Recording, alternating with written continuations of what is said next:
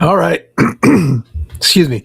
We're back again for for another one. I think this is the most live streams I've done in a week. I don't think I've ever done three live streams um, so close to each other in 1 week. But we're at it again. Um, Today I've got another guest. His channel name is that fish dude. He's pretty big in on TikTok, and he also is starting to create a presence here on YouTube. I believe he also has um, some content on Instagram, so he's kind of working all the platforms, if I'm not mistaken. Sam, how are you doing, buddy? Thank you. Hola, cómo estás? Gracias. So he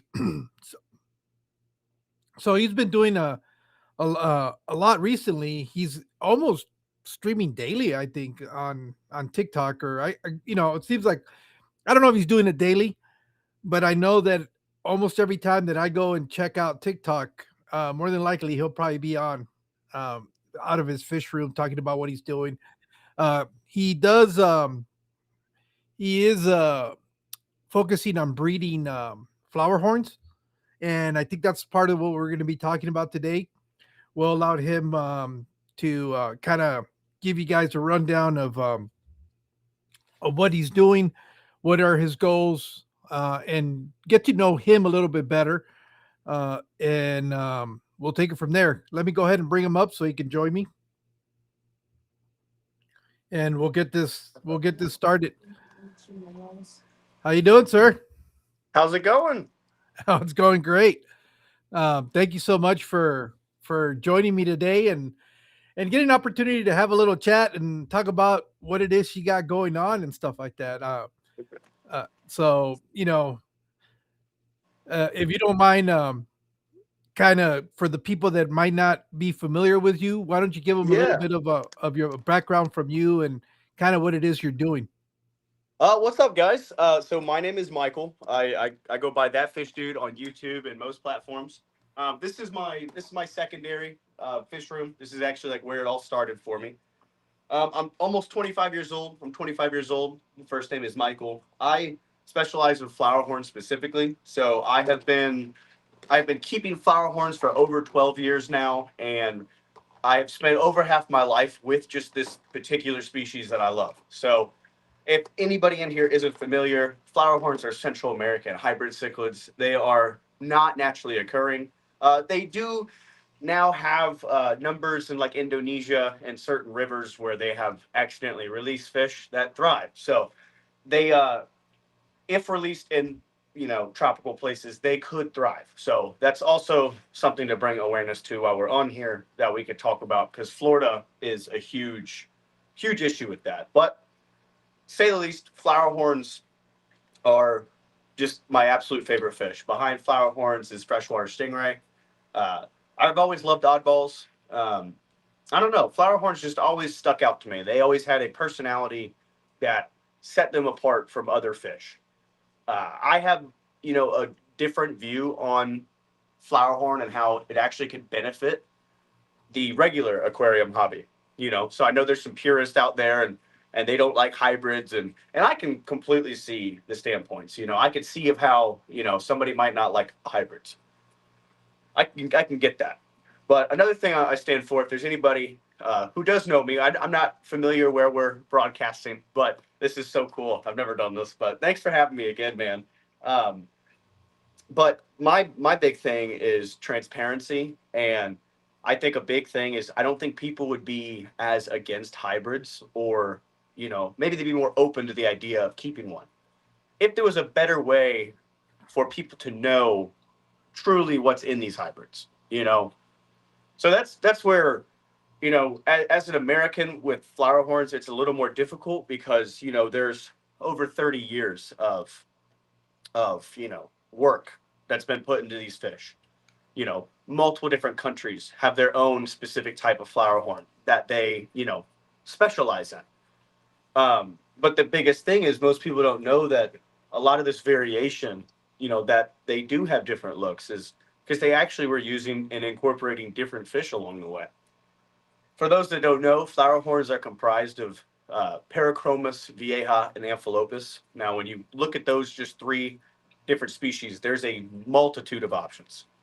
So you can only imagine how much variation these people were able to get, different looks, different styles, different structures. So my whole goal is essentially to take it back to how they kind of used to do things. So um, just and it falls in lines with transparency. So my whole thing is, as a breeder, I've been breeding for the last 7 years, about 7.5 years now. I went through about every difficulty that you could possibly go through. I've lost thousands of upon thousands of dollars of fish. I mean, we're of actually trying to breed these fish when you're learning from. There's nobody to learn from. Every video of how to breed is in another language and no subtitles, and then you find out the subtitles are all wrong, and it's like ah. So I quickly realized that there was a there was a very like lack of actual experience that you could get. So really, I think what most people that have successfully done things that are traditionally hard, sometimes you got to throw yourself in the fire. So essentially, that's just what happened in the beginning. Was I was somebody who I spent a lot of money in the beginning. I tried everything just going off of raw knowledge and learning as we go.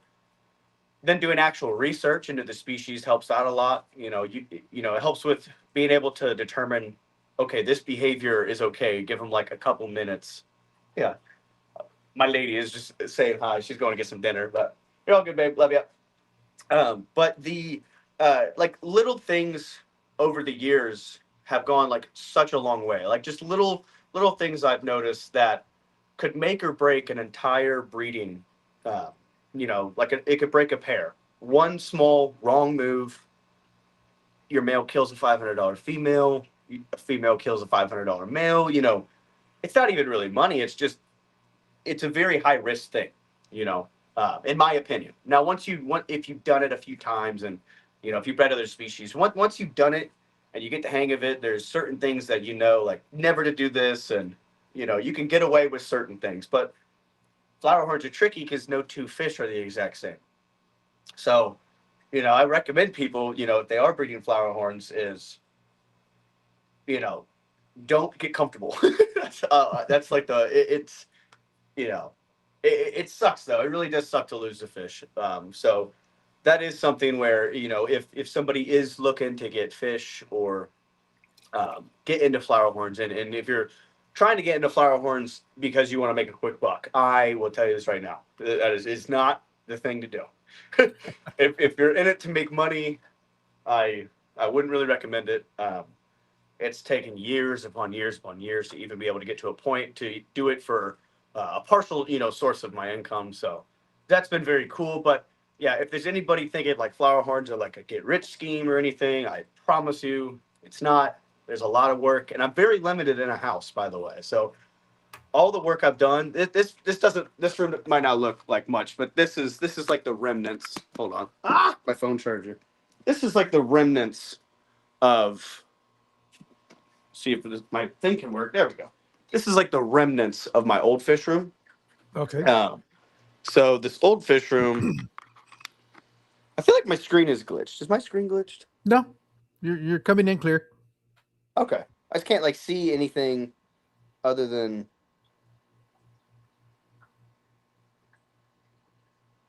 Oh, all That's right. a cool T-shirt, by the way. Thank you. Thank you. I haven't released anything, but I don't know if you're familiar with the Indy 500. Yeah, I know of it, but that's Yeah. pretty much it. I got a couple shirts made for that because it's a really big race we have here in Indiana. Uh-huh. Um, and there's 500,000 people there. So I was like, why not try to get it out there? I have a QR code on the back, Okay. and it goes to all my stuff. But this is this room up here is essentially just kind of half of like a retirement room. It's turned into, if I have I have two females in there, in this big tank. Let me see if I can turn it over. In this bigger tank, I have a retired female that has a damaged egg tube, so she doesn't properly lay eggs. Okay. So it's unfortunate, but she's from a really old bloodline of mine. It's called my Spartacus Sensu line, and I love it. I just love her. But I actually do think I have somebody I'm gonna send her to because they got a big cichlid tank they could throw her in, and she can go live the rest of her days and not try to pair up with anything. These fish, that's one thing is once they start, it's kind of if they're with the right hormone mix, they're gonna pair, they're gonna raise hell in the tank. So typically, this is like the only tank where I'll have multiple, I'll have multiple in it. Let me see if I'm able to flip the camera on here. Am I able to flip the camera on here? Yeah, you should. If you go look at I guess the gear wheel, it should give you the option for um the camera. Whoa, whoa, ah, There ah, you there we go. go. Aha. All right. Sorry, got to plug the phone in. What's up, guys? Yeah, so this tank is kind of all over the place. We have some really cool projects in here, though. My buddy Jackson, he actually sent. So my buddy Jackson Jackson bred. who? Jackson Benz. Oh, okay. Yeah, I know who he is. Okay, my camera is messed up.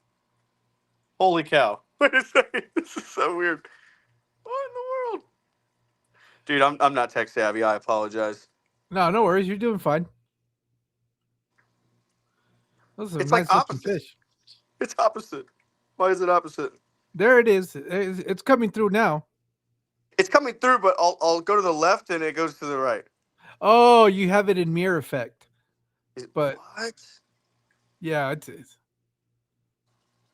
I am a it gives little you a couple special. options. I think where you do it, it'll give you like front option, um, mirror, front option, non-mirror, something like that, and you can select which one you want. This is crazy to me. Yo, it's not. I guess I'll try and rock with it. It is weird though, because it's putting everything backwards. So are these guys um projects? Are they coals? What would you classify these guys? Are they These so breeders? so half of these. So this right here, this is from my buddy Jackson. This is a red spot Diablo F2B.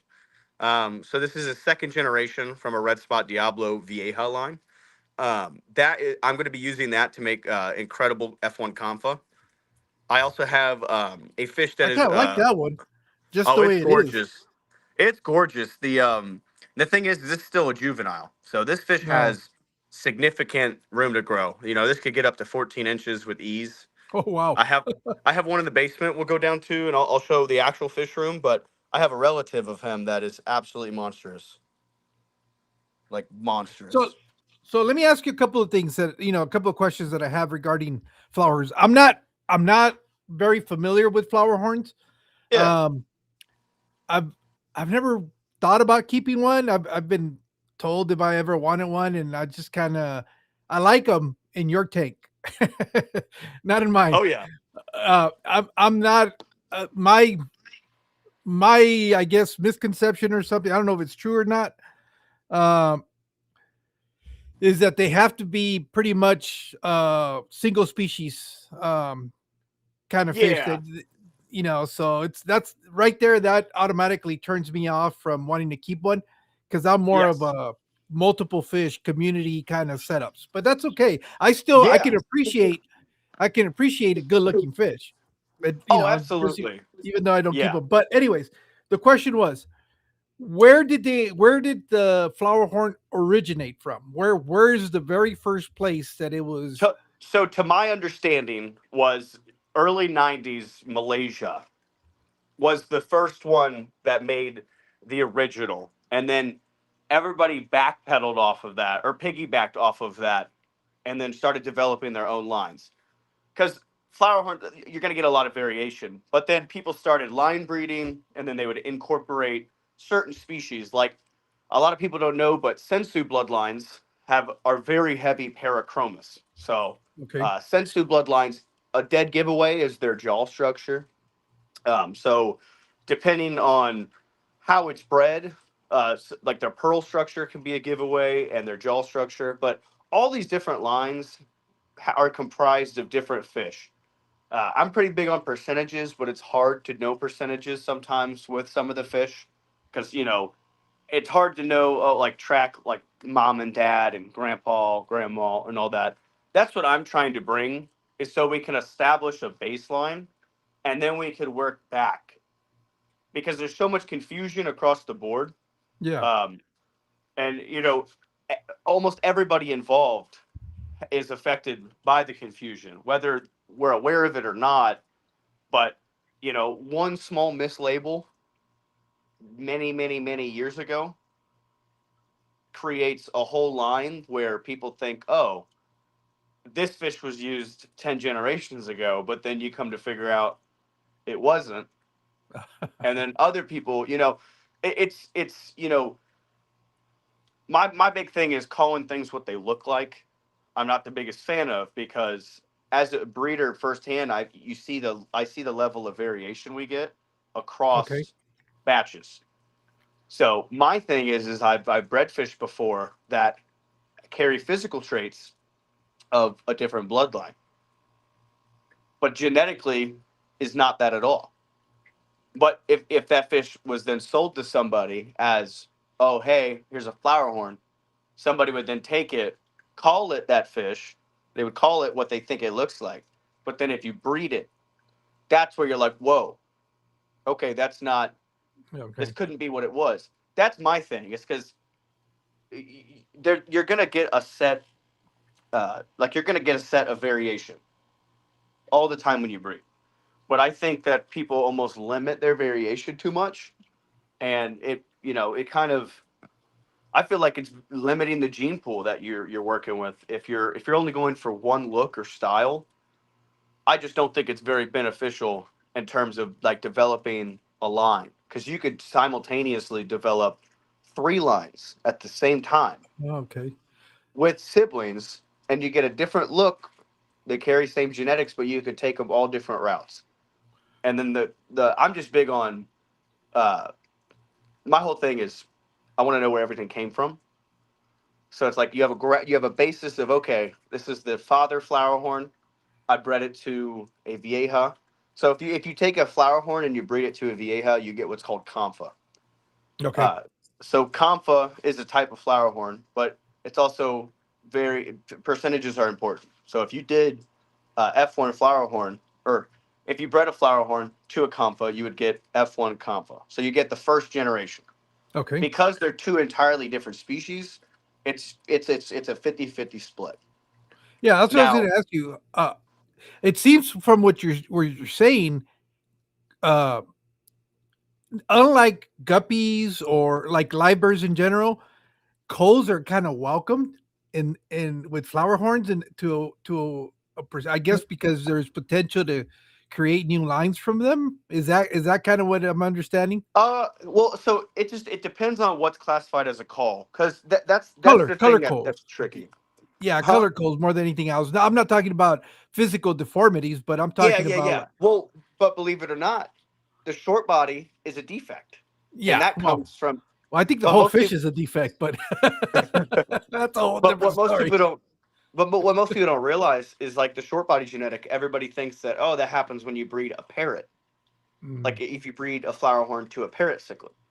Well, a parrot cichlid is half amp, half vieja, so it's the same recipe. Like genetically, it's not a flower horn, but it's the same problem of why you get unfertile. So you'll have infertile males in the first generation and the second generation. But okay. most people don't know why. That's the biggest thing is that's a very simple thing, but it will save so many people hassles if they actually understood the percentages. Because the percentages determine your fertility. The for example, you have like a roughly a 2% chance, roughly a 2% chance for a fertile male in F1. So you And have roughly a. yeah, I want to. I normally don't do this. This is a good friend of mine. His name's Aquafunk. I've kind of I've kind of recruited him because he's kind of like more into the actual flower horns, and he just sent me a text with about 20 questions. Ask him this, ask him that. I said, dude, why did you just join us? Because I know he's going to have better Yeah. questions because he's in the process of trying to breed them. So I said, dude, Yeah. just join us. No, I help No. people breed all over. I help people breed in Asia. I help people breed in Australia. I help people breed all over the UK.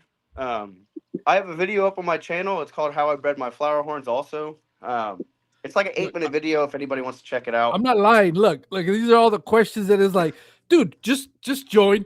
Just Oh my join. Come goodness! up here, ask your questions because I'm not going to do a good job of asking what you want to know. So this So is Aquafunk. Aquafunk, this is Michael, that fish dude. How's it going, man?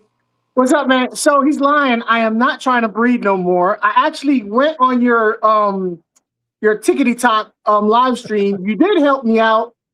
I can't handle the violence. I cannot handle the violence. I said, hell no.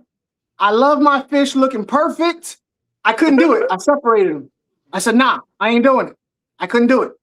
You even told me, I was like, I wrote that in your thing. I said, I can't handle this, too much violence. My fish are getting scratched up. The fins are getting, I know, nope. So yeah, I gave up. I don't care. I'm not in it for that. I just do like flower horns, but I do have a lot of questions to ask you. I Absolutely. tried to ask you on TikTok, but you got too many people asking you questions. So I'm glad I Yeah, I got to. apologize. No, It's been I a know lot how of it is. fun. I go live all the time on YouTube. I get it. Yeah. Question number one, it's a gripe I have actually, and I was wondering if you could shed light on it.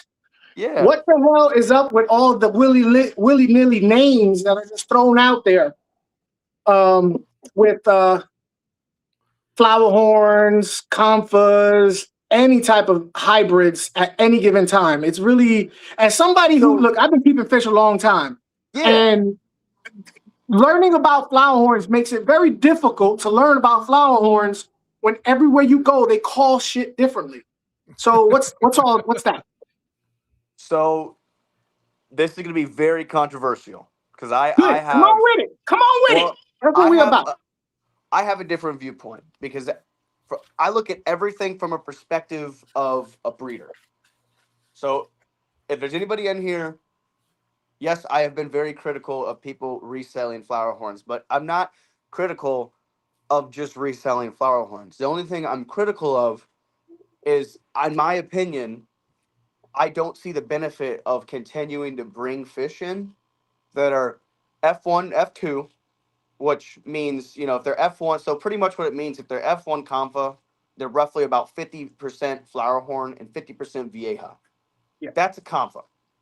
I like those. Yeah, but so the problem is, though, it's the same reason that blood parrots are infertile, at least the males are. Amp does not get along with Vieja. Genetically, they don't get along. So it always affects the fertility in males. So that's why the first generation, you have like a 2% chance of a fertile male. So, next to no chance. What's even crazier is when you breed, if you bred the daughter from that back to the dad, because that's, one of your only options, is you get F2 generation. But at the F2 generation, you're now about 62.5% flower horn, and you're roughly about 37.5% Vieja. That only puts you at roughly a 4 to 5% chance at a fertile male. So that is really still bad. So obviously overseas, there's tricks they've done. They have this space, so there probably is a good amount of fish that are fertile with that percentage, and those aren't to be seen. I think the fish they breed overseas are incredible. I just want to preface that. My whole issue is that people should know exactly what the parents are. People should know what grandma and grandpa look like. People should be able to have that information. They shouldn't feel conned out of that information when in reality the person selling it didn't breed it. They might be middlemaning. They might have direct connections to a farm, which is great. I'm only saying let's provide information. So We don't have the problem with pures. Well, we do have a problem with pures because a lot of pures aren't pure. But the thing is it's just I feel like they are really good at what they do. Then they shouldn't have any issue showing mom and dad and the whole 9 yards. The downside though is the scale at which they do breed is so large that they might not be able to show mom and dad. yeah. You know what I mean? Yeah, so I'm here in Florida, and I've also been in the pet trade commercial fish stores, all that stuff for a long time. And on the commercial side and the LFS side, I can tell you this that adds to the problem is, say I'm at an LFS, right? And I order from a wholesaler, some flower horns from the wholesaler. I don't even think, and I can tell you from wholesale, the wholesale really don't know what they're getting, to be honest with you. No, oh no, never. So, never, and never. then it comes to the LFS don't know what they're getting. So the consumer that buys a flower horn from an LFS, even though it's saying, super red dragon, whatever, it may not be that. It's all kinds of stuff, or what's in it. For instance, I got two fish from a good friend of mine, Jody, actually, and he goes, here, I got two flower horns for you, two red dragons. And when he gave them to me, immediately I could tell one of them was a female red dragon. The other one, I'm like, hold up.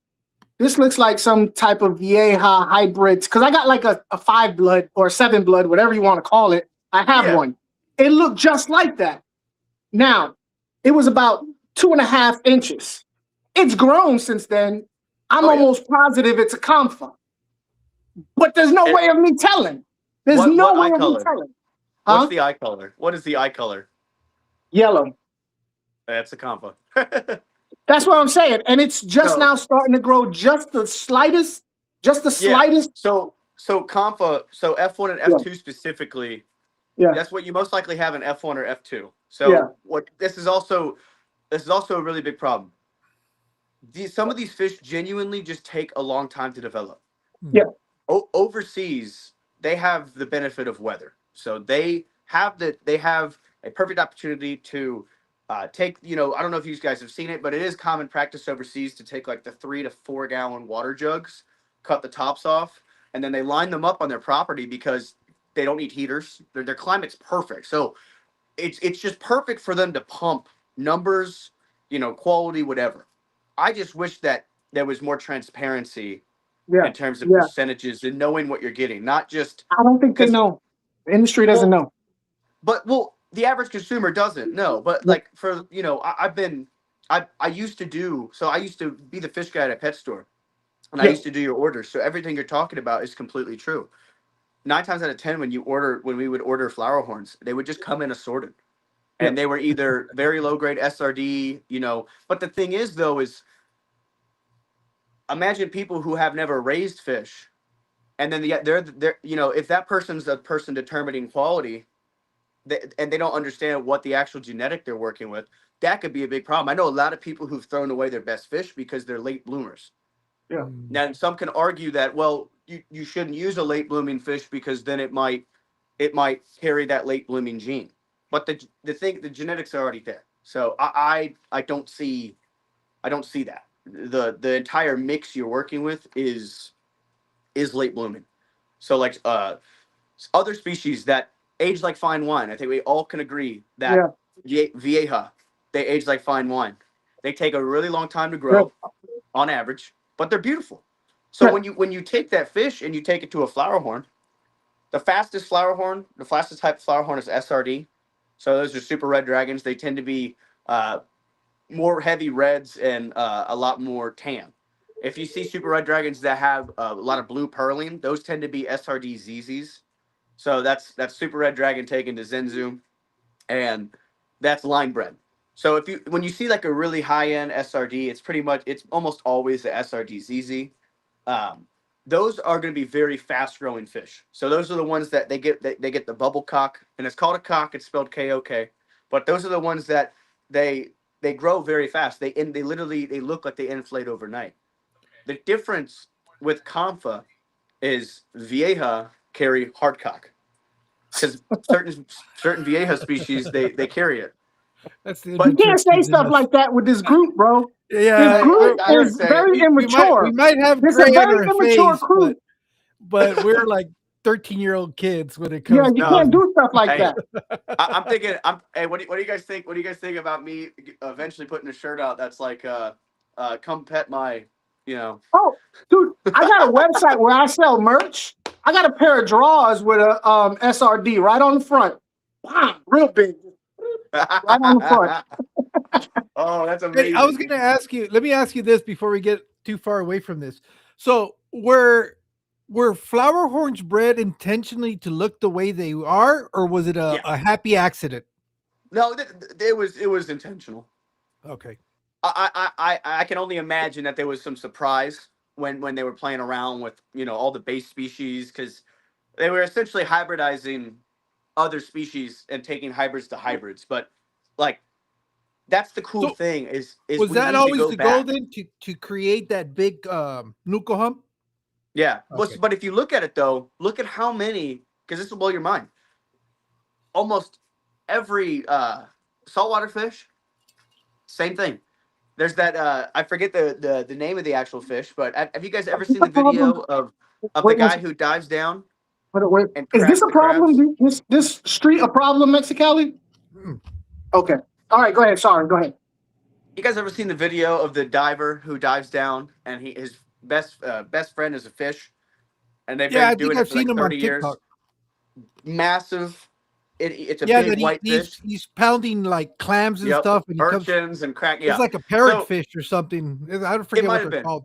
Oh, he needs Yeah. a girlfriend. He Yeah. needs Yeah, a Well, so girlfriend. yeah.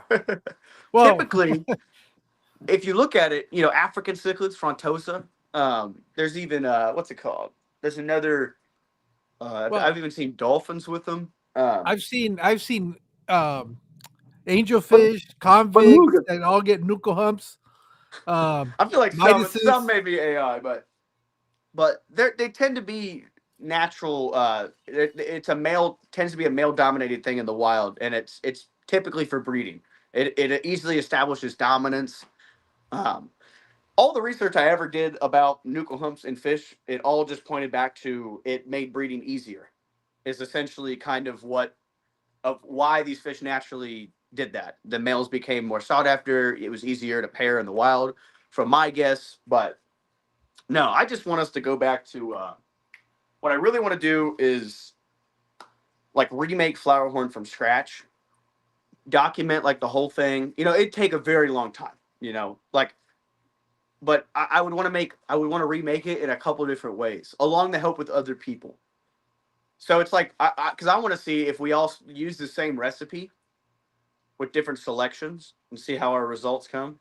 Um, I mean, there's just so many ways to do it, but that's what I think the hobby needs. Is I think we need to establish a baseline and then kind of go back to the roots, Mhm. or bring forth a new line that is fully documented down to the actual percentage of every single fish involved from the actual base.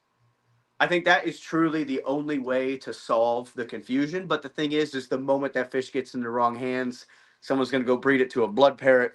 Someone's going to go breed it to some bullshit, and then we're back to square one. Because that's the that's the problem. Is like you'd almost have to keep something like that contained until it's established. Yeah. But So then you'd have to convince the whole rest of the world, like, hey, this is a brand Don't new mix it. thing. And what do you guys think of this is fully tracked. We know exactly what this fish is. We spent 7 years on this project. This is every single fish used to the T. Like, and that's literally what has to happen if somebody wants to truly know. You would have to go back and recreate it from scratch and then compare so to what we have. so I got two questions for you. The first one is kind of a different subject, but the second one is right on this subject. The first one is, have you noticed flower horns, not comfers, because I feel like comfers are generally bigger, but new flower horns. Get smaller. Yeah. Have you noticed that? Because I remember when flower horns used to be humongous. You needed a 75-gallon tank to keep a flower horn. Now you can get away with a 40 breeder. Now I can What's get that into all the about? tea. Now I Yeah, can come get on. into the tea. There we go. Okay. So is the downsizing or making them smaller so that they're have a bigger market? Because a lot of people So stay away from bigger fish. I think it's being downsized through what's called looping. I think that I Okay. think there's some dishonesty in terms of, so realistically speaking, if you were to breed flower horns and you go past F6, what if you're at F4? Okay, okay. For example, let's say Compa. So let's say we have an F1 and that's 50%, 50%. We did the F2 thing, which we talked, it'd be like 62.5, 37.5. You do it one more time, you're over 80% for F3. That's typically like somewhat normal flower horn fertility. That's like Mhm. what you'd call an established flower horn. Okay. Some people consider it established because of the percentage of flower horn. If you take it one step further, you're at F4. F4 is over 90%. So people pretty much consider, like in the breeding world, F4 is considered just full blood flower horn at that point. Okay. The problem is you could keep going. Now I do not recommend going past F6, but if you do things right and properly, you can. But that would be 6 generations essentially of inbreeding. What people do overseas, which this is what like the mass majority of people do not understand, and so it's very misleading when they get their results. They're they're taking fish that have been line bred for years. Okay, so like some of these lines are years old.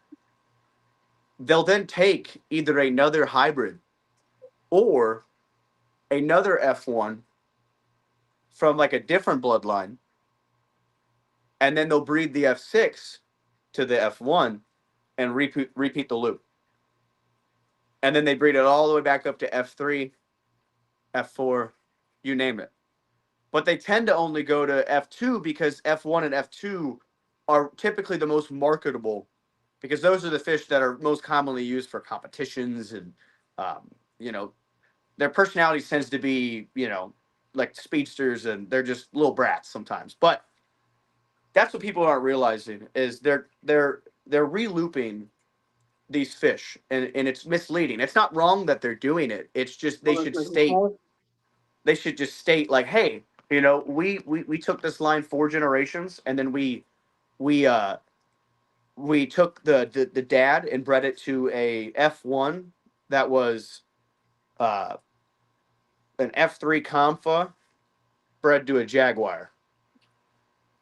Like like that stuff happens. Like Yeah. they'll take a different Yeah. flower horn line that was bred to, it might be a Carpentis, it might be a Jag Carpentis or a Jag Tex or a Vieja Tex. Mhm. All these different like they're incorporating hybrids. So I'm pretty much Yeah. my whole point is that the blood is so mixed at this point, and because there isn't as much transparency as there used to be, at a certain point it becomes a mystery fish. That's Yeah. my that's Mm. my problem as a breeder. And some Yeah. people might not agree with that, but it's a problem that that I see because you can't like Comfa. There's so many different looking Comfas out there. There's Yeah. so many different Viejas out there. So, do you think that happened because it was a case of money grab, where people were just, trying to because they were, I do. I do. I'll tell you what I really do think is a money grab, and this is what doesn't sit right with me is the enhancements. oh, So if there's Oh, anybody watching in here, I will never use enhancements on any of my fish. I don't use that's any special illegal, foods. right? I so no do Hormones blue are chew for the illegal in the cock? state. They are not. These fish are so doped up, like it's unreal. So I made the mistake when I was younger. The only reason that I'm critical on certain aspects, guys, is because I've been affected by it. I'm not talking out my butt. I've literally been through it. I'm trying to save others from whether it's losing a lot of money, heartache. There's just certain stuff that's not worth it, and I'm love to share somebody or just share someone the time to not waste. There's a lot of right things you could do, but one wrong move can completely turn you off of flower horns, and I get it. They're beautiful, expensive fish, but and because of that, I will say I think money grab is huge. I think there are some absolutely phenomenal breeders. They laid the foundation for everything. To them, thank you. I think the work you guys did is incredible. What I don't appreciate is the people who piggybacked off of your work and used it for personal gain and got away from transparency. Years and years and years ago, people really knew to a T for the most part, what they were getting. But you know, anything with profit, anything that's profitable will explode. And also, the U.S. dollar tends to stretch very far over there, and so some people don't get that. And so I'm not saying like that every single person is a bad apple. Not at all. There's some phenomenal people over there that I even talk to. That I do talk to these people. I have some people that we chat, and it's awesome. I think the biggest issue is the language barrier. Honestly, the biggest issue is the language barrier. And that's They'll have a even term. becoming They'll less have a and term. less Yeah, but they'll with have a AI. term that means the exact same thing we have. It just doesn't Okay. sound the same. And Yeah. so, but I think if people actually got to sit down, in a conference style meeting with translators, I feel like everybody could be like, "Oh, I see what you're saying."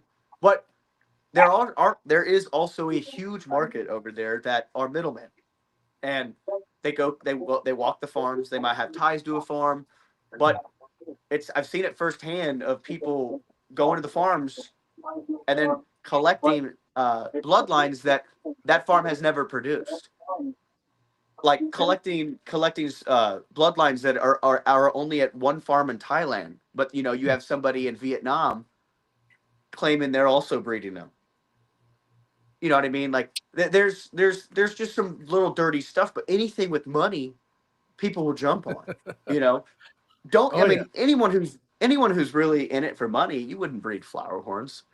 I mean, once you're established, I bet I'd hope that there's some decent money because I love what I do. But um, I also do Pokemon for a living, so it's I'm kind of just oddball all around. But I love fish. I just think I just think the hobby just needs more transparency, less people, just less middlemen. Like let's everybody needs to just like, get your hands dirty and try it, and you'll see all these things for yourself. It's I don't know. It's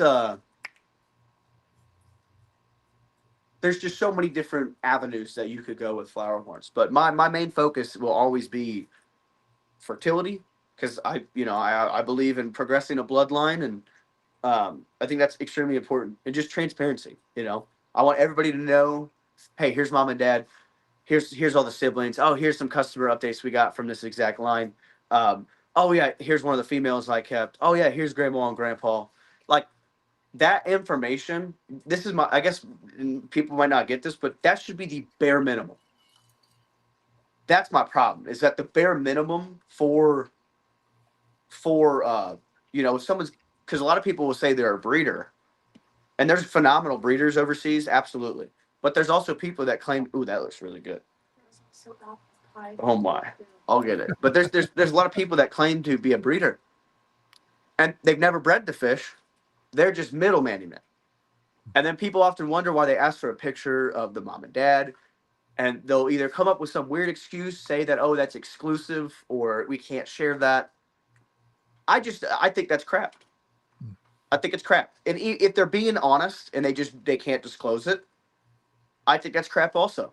Because at the end of the day, I'm convinced you can give 10 people the two fish. If they have no knowledge of breeding, having the chances of them killing them are so high. Unless Yeah. you're giving them like a gifted pair, and you pretty much just say, all right, do exactly as I say. You know what I mean? Like I've mentored people that have never bred before, and the amount of first time trial successes I've given people is nuts. But if you're to tell me that if you're scared, I don't know if they're scared of their line being recreated. That's what I don't understand. Is because they're already selling fish that the males can't reproduce, and I'm talking mainly comfa farms, because the F1 and F2, like we talked about, F1 is roughly 2% chance of fertility, and then 4 to 5%, or for F2, and F1 is 2%. But that's what doesn't make sense. It's like if you know they can't even recreate it, why not share the information? Why can't they see mom and dad? Is it because your scale is just too large? Like you're breeding on such a large scale that's just not important? Oh, that's not good. I don't know. So, Like I don't know. so let me ask you. You mentioned earlier about recreating flower horns from scratch. What would be your recipe? Like, what would you start out with? next, da da da da da da, and why? What Oh my traits of gosh. what fish and why? Okay, so but mine would come out completely different. Yeah. Uh, I would use a man. That's tough because there's.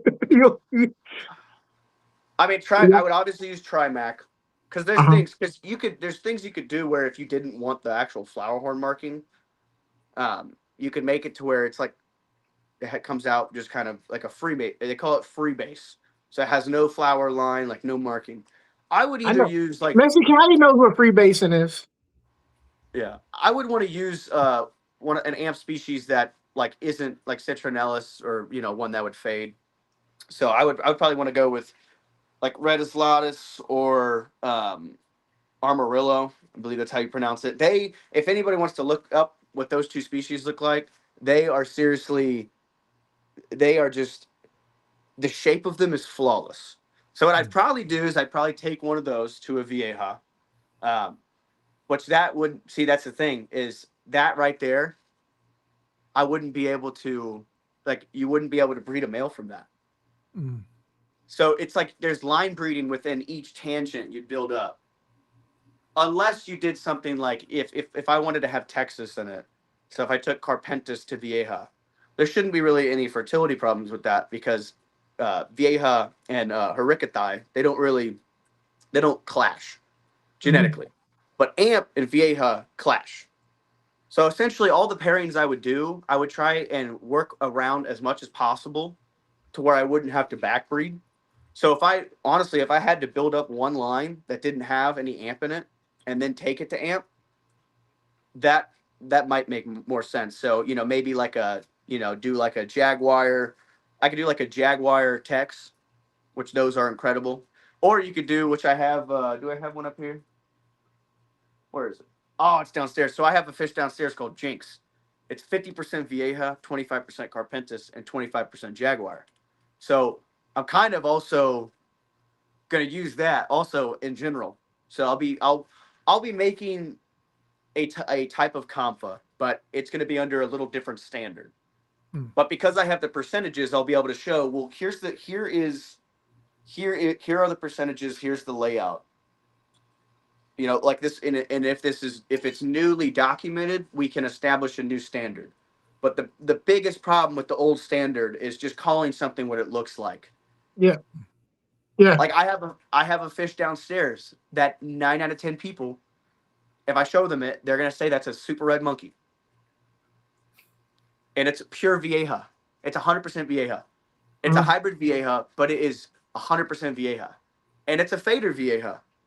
So it has Cade Mako Fenestrata, so it's 50% that and 50% Avatar Vieja, and it's gorgeous. But everybody would call it an SRM. Now imagine if I bred that and I called it an SRM, and then people breed it, and not a single genetic from AMP shows up at all. Not a single Amphilopas gene shows. That's the whole point. Is that Yeah. that's where the harm comes in. Yeah. The fish does nothing looking pretty in the tank. It's when you go to breed it and you either find Yeah. it can't have kids or Yeah. it's Or people's it's paying for a perceived outcome, and they're not getting the outcome. You mentioned something. You said the word standard. Where can people go to get some type of information on a standard? This fish dude, go to his channel. well, I don't know because I completely disagree with in my personal opinion the bloodlines are so muddied at this point Yeah. that it's that's what I'm saying. It almost needs to go back and be fully documented. Like Just someone like start I have over. a buddy Jackson. Jackson has a website and he goes, if anybody's curious, go look up Ben's Is that that Creations. dude that does the hybrid guy? That's the guy Yeah. that you told me I needed to check out. Yeah. Yeah. So that's my buddy. And he's somebody who people clash with him. And honestly, it's because he's young.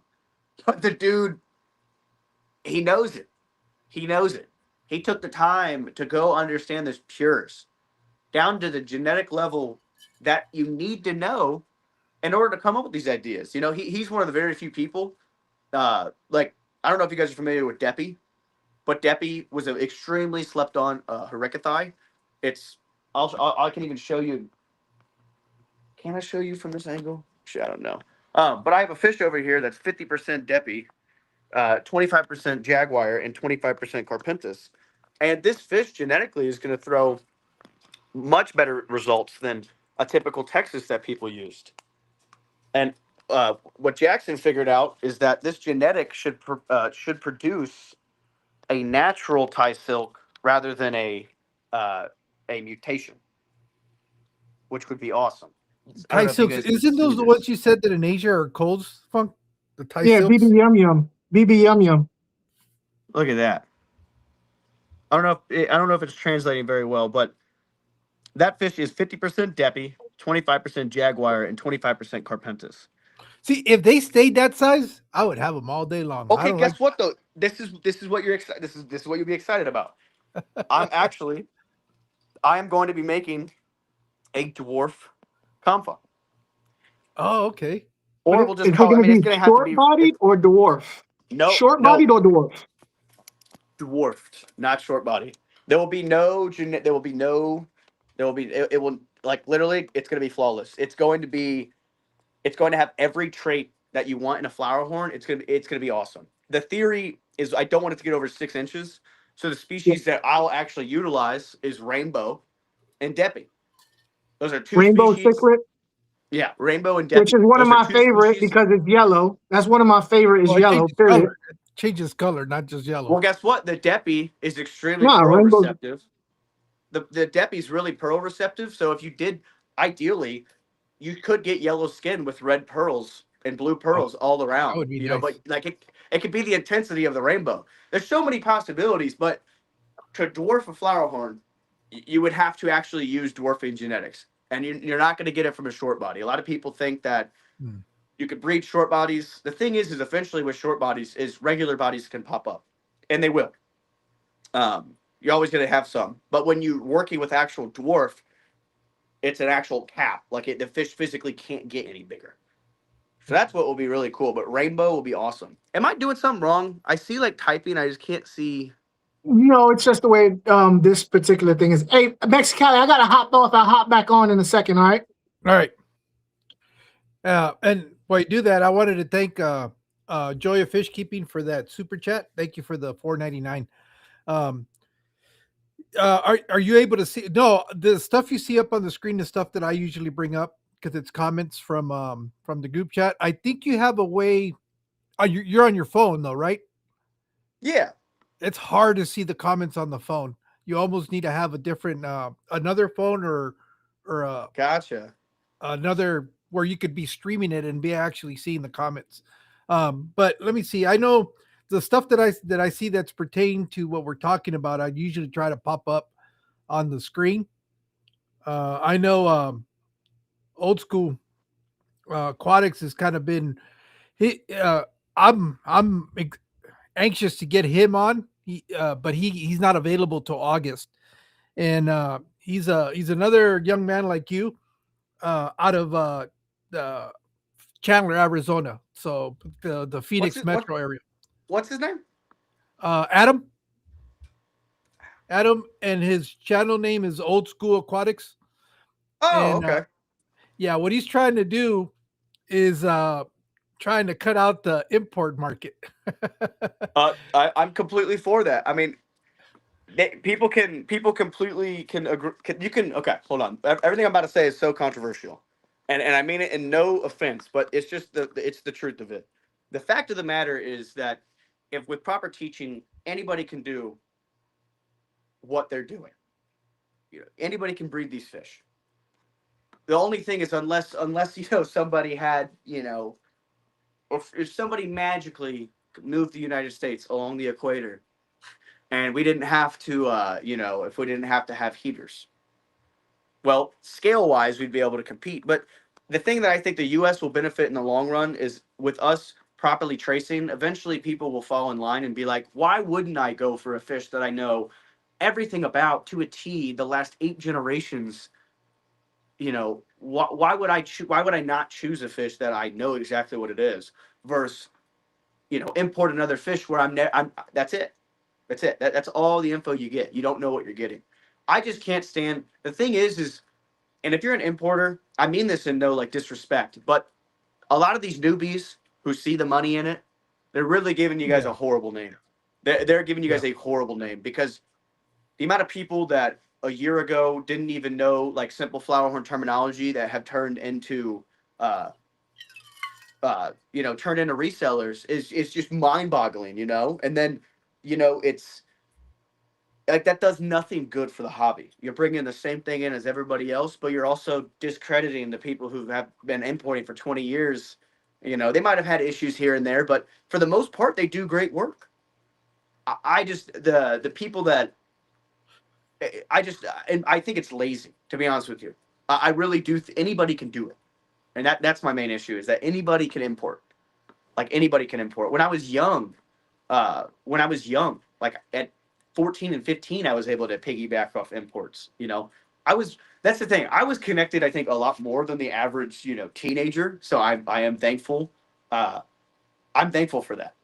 So I feel like I'm a unique scenario where I got screwed over really young and it left a bitter taste in my mouth. That's why I became a breeder. I got sent a sterilized female. Mm. I got sent males that were proven fertile. Tested some of them over 12 times. Like I Nothing. was screwed. I was lied about, filial generation. All these little details actually mean something. And it's just, it's like it's so easy to mislead. So I don't know. I'm just really trying to bring transparency.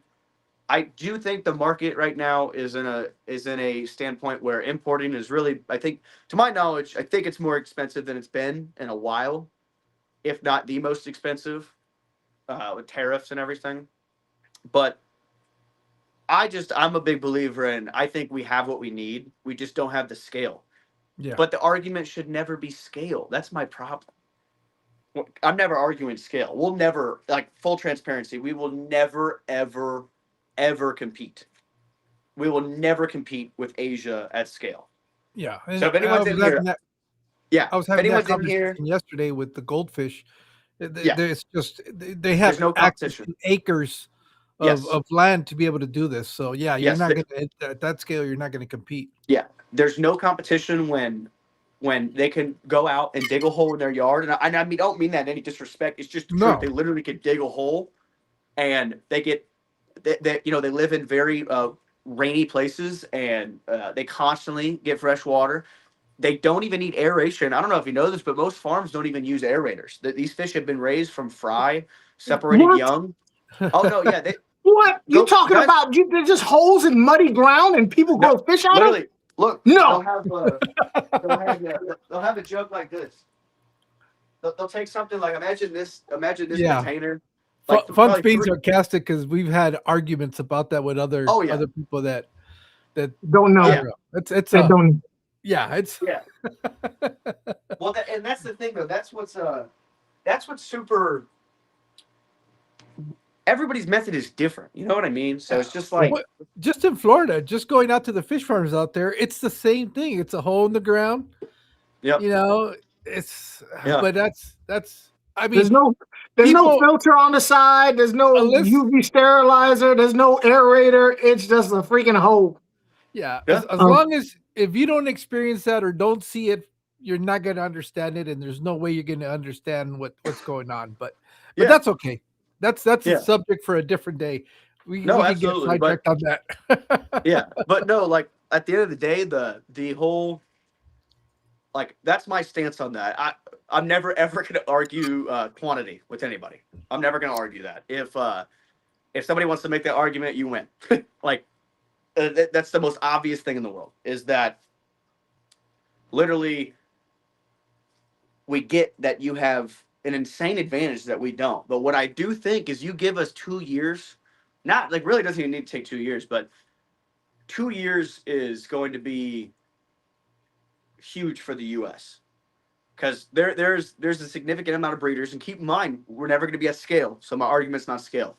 I'm arguing track lineage, proper percentages, full transparency of knowing what you're getting. we will, I think, be leading in that. And it sounds crazy. We're never going to lead in numbers, but I do think that That's a bold statement. in terms of like the full actual identification, I think that we will be perfect for people that are going to want to start lines and they want to know what they have. They don't want mystery fish. What you need to do, and I was talking. In fact, the person who I got this comfort from, I was talking to Jody. I said, I wish that there'd be a group of reputable people, yourself and the dude, whatever, the dude with the website, whatever, to start a website of something to start with standards. Because when he gave me that fish, and I was like, Jody, I don't think this is a flower horn. Yeah. I think this is some type of VA, or maybe somebody was trying to make a flower horn, and this is one of its, one of the throwaways, or one of the, the calls or something. I don't know what this is, but it is not a flower horn. And he was like, well, where can I do? I was like, I don't know. It's so much different people saying different stuff, and there's not one group of people that I can go to and be like, ask a question and get the same answer from multiple people. There's nowhere to go like that. Yeah. Yeah. Yeah. You might be That's the guy. why. Well, I appreciate it. I mean, what you just said is true. That's why it's so important, because F1, when someone says F1, that essentially answers multiple questions. You know roughly that you're dealing with a 50-50 split of, if it's F1 Confa, you're dealing with 50% flower horn. And today's age, you're dealing with 50% flower horn and 50% Vieja, roughly. Give or take a percent or two. There might be other lingering percentages of other fish from years of line breeding. Yeah. That, you'll never know that. If you want, you'd have to go catch them yourself as pure as you can get. What I actually would love to do that. By the way, if I was to do something where I recreate, I would actually want to go pull like from the actual wild. I would want to catch, and that'd be the only time I do that, because that's another thing. This is another point. I don't know what people think about this, but this is actually something I thought about the other day, that I think flower horns provide a good benefit to the market. Now, I don't agree with all the methods. I can't agree with all the methods. I think lip cutting is atrocious. Breeders who lip cut. I've seen that. I saw that Oh, no, you're on good. who's that guy? The guy who made Aquashella? George. He Yeah, I don't did know. a I video can't pronounce in it. Thailand or Malaysia, and they Yeah. had all their bottom jaws cut. I was like, Yeah, so they do that because they don't want to damage their male. yeah. And then they also do it because the fish actually just don't get along. They will not pair. So how do they naturally. eat? Oh, they'll eat. They'll eat. They still have that secondary. Like meth Oh. heads. Like meth They have heads. that They secondary like film that separates their food. I've watched it. A lot of people think flower horns will eat rocks. That's the dumbest thing I've ever heard. Flower horns know the difference between a pellet and a rock. I have gravel in all my tanks for a reason. And that's another thing. I think the whole bare bottom tank thing. You do keep rocks. You said that it helps them mentally. I remember I think a video. it does something for them. Yeah. I think it gives them something to play with. It allows them to exhibit breeding behaviors. If you have a female that is just about hit 6 months old, that she'll be viable at 6 months. You see her start fattening up and playing with rocks. If there's nothing in the tank, the female's just going to look like it's spasming. Like, I just find that very boring. Like, give your fish something to play with, but they're not dumb. Like, some people act like they're really dumb. It's like, no. You have to look at the base of these fish. Like, what species went into it? Yeah. All of those species will play with rocks. I've never met anybody who would ever make the mistake of calling a vieja dumb. Out of every fish I've ever had, they're probably the most intelligent. But you have, I look behind you, I don't see not one tank bigger than a 55. In your opinion. Oh, this is the bad fisherman.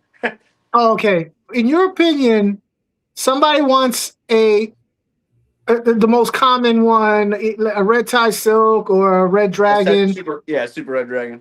Yeah. What's your basic setup?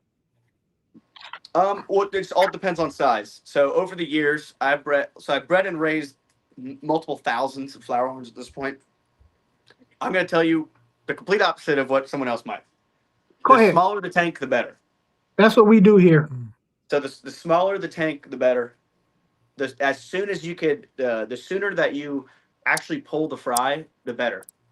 Uh, the thing about when it comes to culls that a lot of people don't understand, and if you're somebody who's maybe bred maybe one or two times or something like that, not really like continuously developing lines and stuff, you won't see this. But I have what I do is called cycle fry.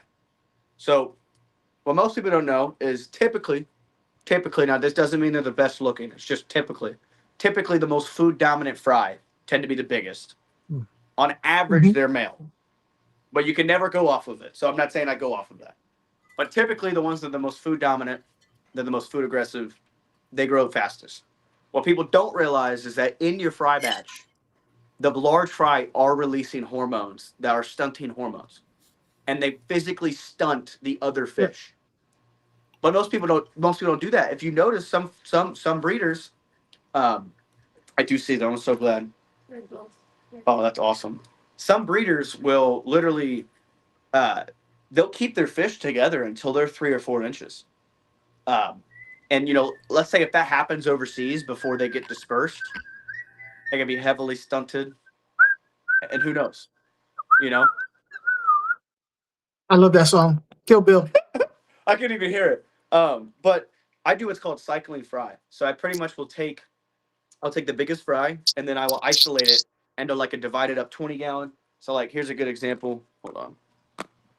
Let me see if I can show this. Dang it, my phone charger. Hold on. Is that? There we go. Okay, for example. So, okay, I guess you can see that. So, like for example, I have 3 fish divided in here. Uh-huh. These are F1 confas that I bred. Um, but the whole idea is that whenever you get space to separate one. Now, obviously, if you have a male and female, they could still release those hormones if one is the dominant, they're still fry. It's not going to be as bad in isolation. As long as the fish have their own section, they're still going to be affected, but it's not going to be the same as in a tank with 100 fish. Yeah. So this is what I would consider your second best option, is to raise your fish in stages. So if you got multiple baby flower horns, I would recommend, okay, divide those up in a tank that is not tall, deep. Yeah. Yeah, Yeah. you really like cubes are You want the okay too, footprint. but huh? You want a footprint. Yeah. So I really like 20 longs. Yeah. I really like 20 longs for development. If you have one flower horn, I would tell you a 10 gallon. If you have a baby flower horn under 1.5 inches, I would say put it in a 10 gallon until it's about 2.5 inches. You could even do 3. You move it up in stages. That fish will grow properly. It'll hit growth spurts. It'll be the happiest fish ever. And that's just the recipe that I've found, just casually doing it, and it's been the most beneficial for grooming, everything. But isolation, pure isolation, is the best method. So if you can get it into a 10 gallon, do it. That's the absolute best method. Now, me working at LFSs and whatnot, that's kind of a hard sell because working at LFS, I mean, I guess, money wise, that would make sense for the LFS, but I normally try and help people out with not having to buy tank. Yep. They normally want to know what's the biggest I'm going to need. Oh yeah. Well, So where are you on that? I would say an absolute steal of a deal. If anybody in here has wanted to keep an adult flower horn, this is a comfortable footprint. I know multiple people that have now had 12, 13, even more, even a 14-inch flower horn in this tank. Happiest fish ever. And these are all fish I produced myself. I have bloodlines. You were talking about the small flower horns. I could tell you how they got smaller. Which I got off track earlier, but I could explain that further. But the best tank I'll say, guys, is the 60 breeder from Petco by Imagitarium. I'm telling you, it's not a 60 gallon. It's a 73 gallon tank they're selling as a 60 breeder. It's 2.25 inches taller than an Aqueon 60 gallon, but it's the same dimensions. It's 4 feet long, it's 18 deep, but it's almost 2.5 inches taller. Is it 4 feet long? Yeah, yeah. A 60 breeder's 4 feet. It's the That's same right. exact. 75 Like is a 4 feet. 75 Yeah. shorter. Yeah. Yeah. That's why I like 60 breeders, because flower horns, in my opinion, in a tall, skinny tank, I'm not a fan. And they also sometimes do grow to the shape. So if you do put a young flower horn in a square, that can play into how they develop. It does matter. That's why I like a 10 gallon. I feel like a 10 gallon is like perfect dimensions for a baby flower horn to develop in. Uh, but the key is just to move them up. But if you're somebody who just wants a flower horn and you want it to live its whole life in there, that's the Yeah. tank I would say go get. 60 breeder. Yeah, 60 breeder, because it's actually a 73 gallon. Yeah. I'm And for not like, most people, in all honesty, for most people who get their stuff on whatchamacallit,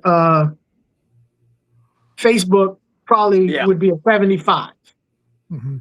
yeah, yeah. Because Oh, everybody would call it a 75. It's yeah. like it's maybe an inch from being Yeah. that, but yeah, it's I've measured it because I had trouble with it because when I was building my racks, I was adding another rack to the other room. Which, do you They're guys not want the to see same. the other Yeah. room? Yeah. Well, I seen Okay. it, but yeah, go ahead. I we'll don't have think a to lot of we'll have to go to the yeah. other room. But when I was building that rack, I went to go get these 60 breeders. I'm like, oh my gosh, Petco's sale. Well, that was when they were clearing out Aqueon because Yeah. now they're I don't know if people know this, but Imaginarium's Imaginarium. American.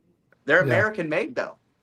Oh, okay. Yeah, people don't. It's an American company. Like it's literally it's Petco's company, but they're made in America. So most people didn't know that, but Well, I learned Aquion is that also American, though. I heard the manufacturing was not. Could be wrong. Maybe I'm If thinking I'm of not Maryland. mistaken, they're out of Wisconsin. Might be It's Maryland. I'm thinking of. There was one big brand though that was discovered that it was all outside work. Marineland, It Top might have Fin, been Marineland. Marineland or Top Fin. Those are the only four. The only other ones I could think Huh. of. I was saying because look at this. Top Fin called this a 55 gallon. I got Yeah, news Top for you. Fin have weird. Dude, I was just at PetSmart the other day looking at their. Yeah, I was looking at their. Let me tell you, that is not a 55 gallon. I think I have that. I'm fat, okay? Like, look at that. Yeah, yeah. I think it's Top Fin that has weird dimensions on tanks. They tend to The be funniest taller. thing is the funniest thing how I know this is I bought the 55 gallon Top Fin divider for the tank. Uh-huh. It doesn't fit it by like 7 inches. Oh, wow. I'm like, what in the world? I was like this has to be the wrong brand. Like, definitely. No, that's ridiculous. But that tank, guys, honestly, the Imaginarium tanks. This is also another Imaginarium tank right here. Oh, yeah. This is the 14-gallon cube. Goodness. Yep. Yeah, I have something very cool in here. The last, I think 6, maybe 7 generations of these fish have all been documented and traced in the United States. So these are F1 Compa.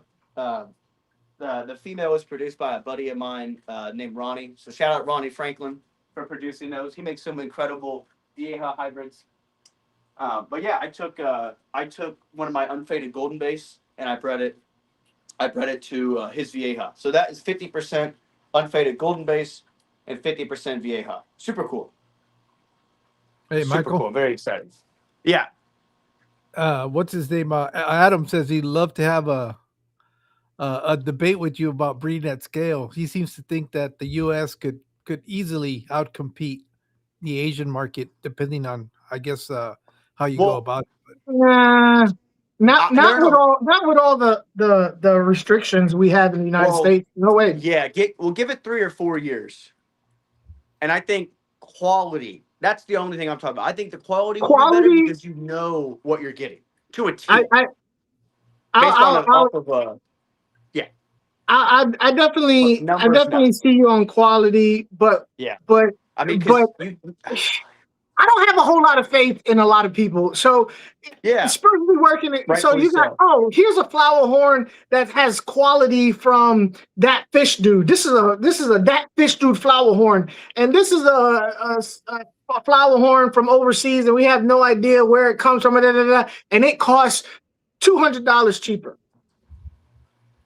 Yeah, The average because consumer is going to go for the one that they have no idea. You know what I mean? For $200 cheaper. exactly. Yeah, So yeah, trying the Americans trying to take over the market like the old school fish. I mean it sounds good on paper and it's very optimistic, but I've been doing this a long time to know that when yeah. it comes down to it, people make decisions with their wallets and their Oh, yeah. ideals and their heart, their ideals take a back seat.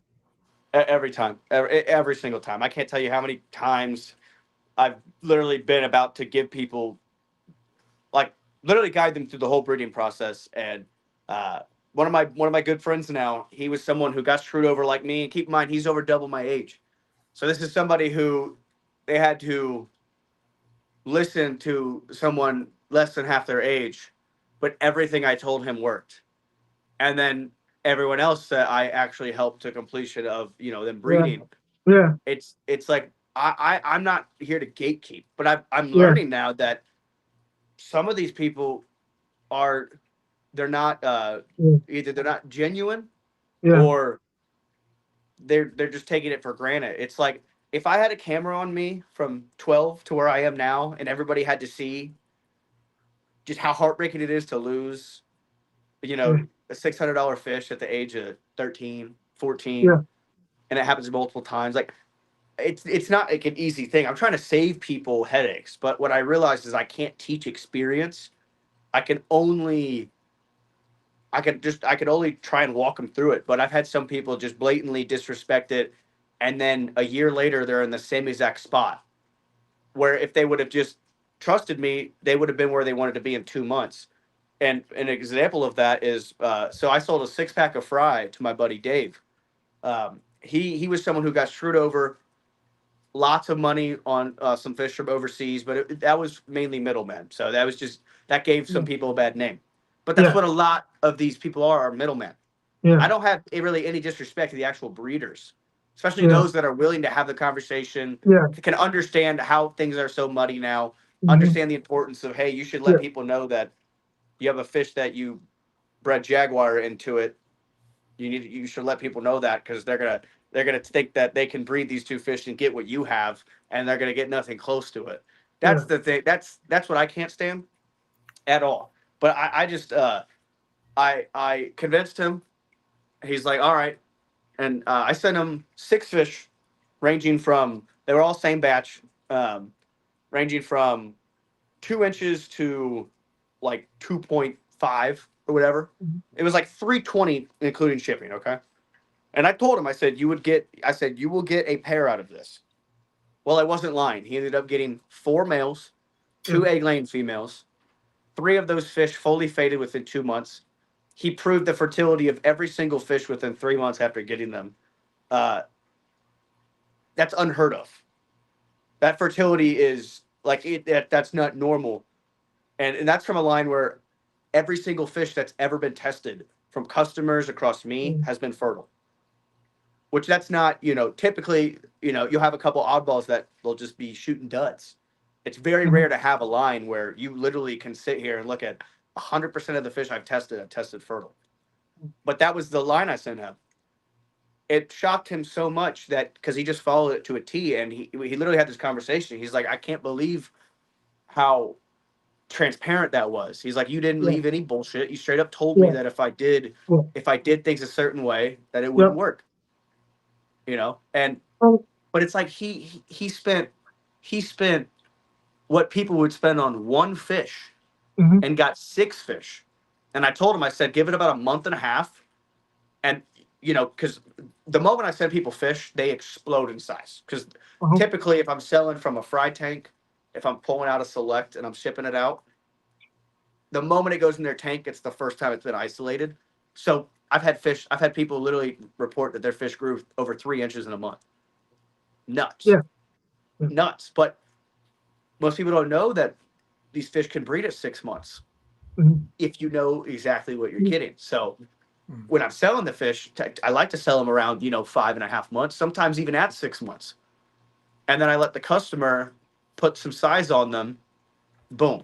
And then they still get to have them in that stage where they were still smaller than a juvie, but Yeah. they go right past the juvenile stage. I love it. But But there's just, the aspect of breeding in the United States, producing in the United States, quality. I don't think we'll ever be able to match Asia because of the restrictions and all that stuff. But I don't know if you're familiar with a guy named Discus Hans. He's a oh, discus. yeah, I think I've heard Okay. of them. Yeah.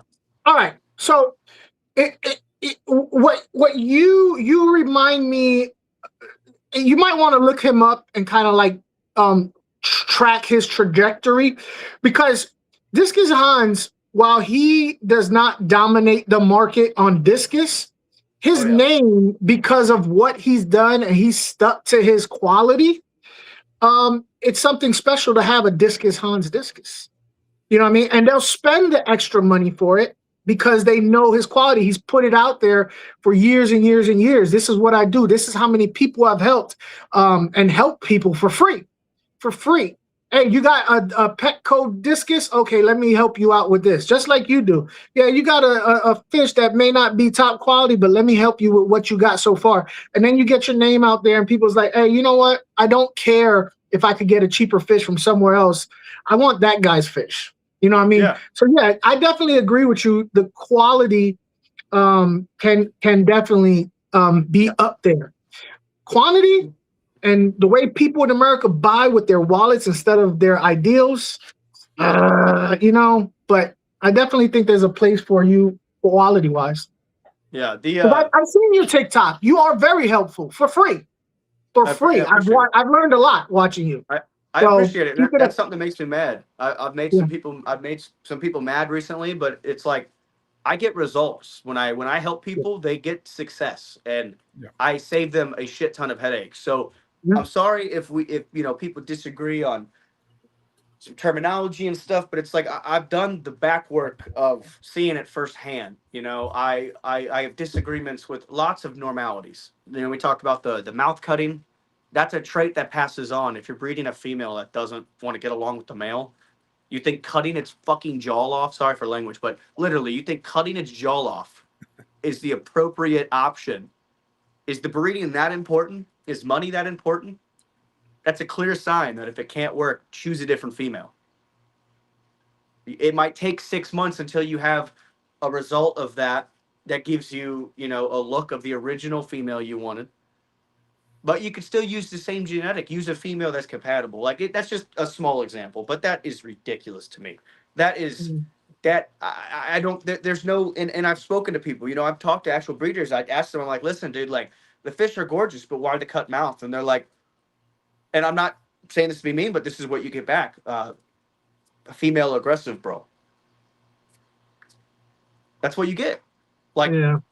and it's not like that's, in my opinion, that's just inexcusable. Like, Do what? you argue with those people? Like, because they already know where they stand on Absolutely. that. Oh, no, absolutely. I argue with I them. I argue with personally them be all the like, time. yo, you ain't gonna change their mind. I would just be like, yo, like, No, well, the thing is I'm not here to.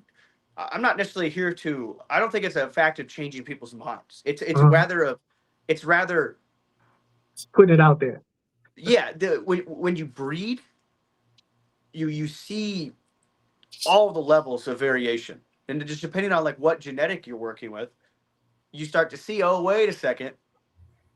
They're claiming that this fish is quote unquote the old recipe. Mm. But the old recipe didn't have, like, there are a lot of people out there that have F1 and F2 Comfa. But if you're talking about standards early, standards are kind of one of the main reasons they're all over the place is that when people stop keeping track of what they were looping. I explained looping to you guys earlier, when they take established, loop it back to established, but now they've rejuvenated the blood, added some new stuff in. They're not documenting it, or they're purposely keeping that information, because then now they have a look that looks different than farm A, B, C, D, all the way through Z. You know, Yeah. that's the thing. We're never ever going to compete in numbers, so I'll never agree with that. Yeah. I mean, Yeah. because if you're talking about competing in Mhm. numbers, you're talking about you're competing with every single small farm you've never heard about in Laos, Cambodia, Yeah. frickin' countries that don't get a lot of traction compared to Vietnam, Indonesia, Thailand. Yeah. You know what I mean? Like Yeah. those are really the big hitters. In my opinion, also some of the best quality, because I like Indo CC, so like I like Indonesian Sensu. I think Indo produces some of the best flower horns, but I think they produce the best Sensu. Some would then argue that Vietnam or Thailand, they produce the best Confa. The whole thing is it's just all muddy. Everyone knows the basis recipe, and so people call it off appearance. But my issue now is through breeding, I've realized that, oh my gosh, like these fish, there's no way in hell that they only have these two genetics in it. There's Yeah. other factors. That's all. I'm just trying to Oh bring God, yeah. transparency to the reality of, hey, they are incorporating other species back in, which is fine. Just tell us. But then again, a reseller or a Don't middleman, know. they could not give a they don't care that none of anything I'm talking about is anything of importance to them. And I get it. I get it. But in my world, it's of extreme importance because I'm trying to properly document it so that it can be carried on. But what you were just talking about, Hans Discus, here's the same thing. Do you know what happens with those situations? It's the same exact thing. Somebody gets something that resembles or shows some type of Yeah, look they and call similar. it. You get one person who sells a couple and they call it yours. Oh Now, yeah. magically, everybody and their mother somehow has your genetics, and you've never met these people. Oh yeah. They've never bought your fish. It's crazy. So, like, if you hear anybody outside the state of Indiana say that they have a Spartacus sensu, they are full of shit. So when that starts happening, I'll know. Well, hey, I've done my job. If people are gonna start, throwing my labeled genetics on fish that I didn't produce, I would know I've done my job. I view that as flattery. You know what I mean? Oh yeah. It's like, Yeah. Hey. Yeah. yeah, Yeah. Hey, you're welcome, brother. You're welcome to use my name, you piece of crap. No. yeah. Like I said, it's disgusting. But for example, like there's specific farms overseas that only produce one strain of comfort or flower horn, like, and they will be that specific farm. But then you have people claiming to get the same strain from a different farm in a different country. Oh yeah, Like because they know people don't know. Yeah, because They know yeah, people don't know. they're going after the money. yeah. They go on Facebook and see that, oh my gosh, white tiger F2 Comfa and white fang F2 Comfa. Oh my gosh, those are selling like hotcakes. Hey, Yep. this has a little bit of blue and silver in it.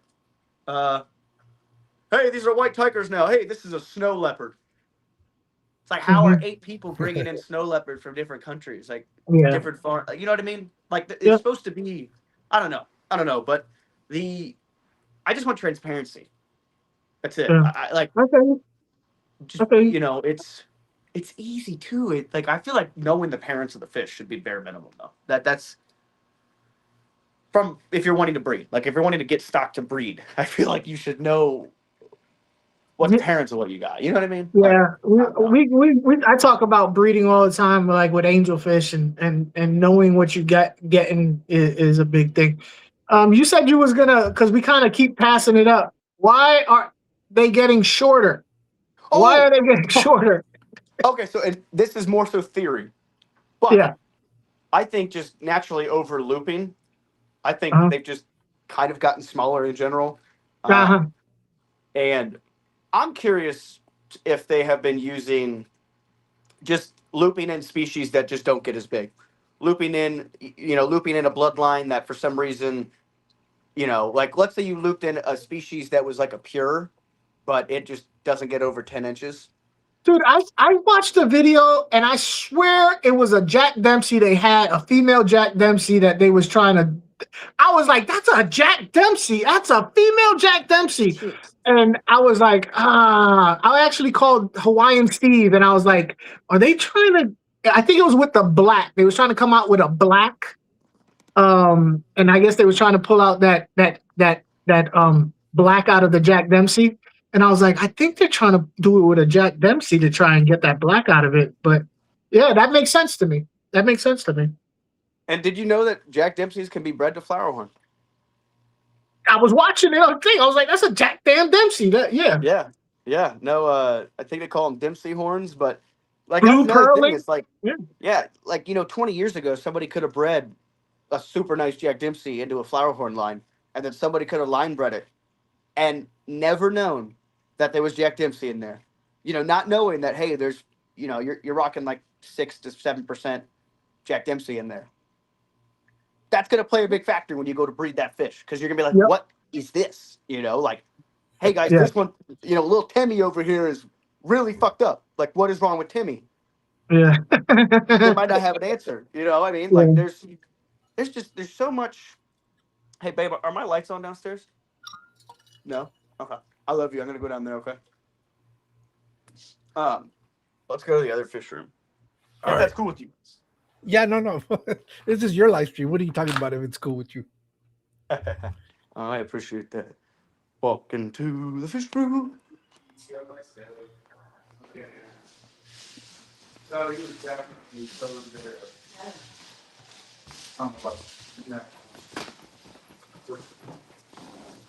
Alrighty.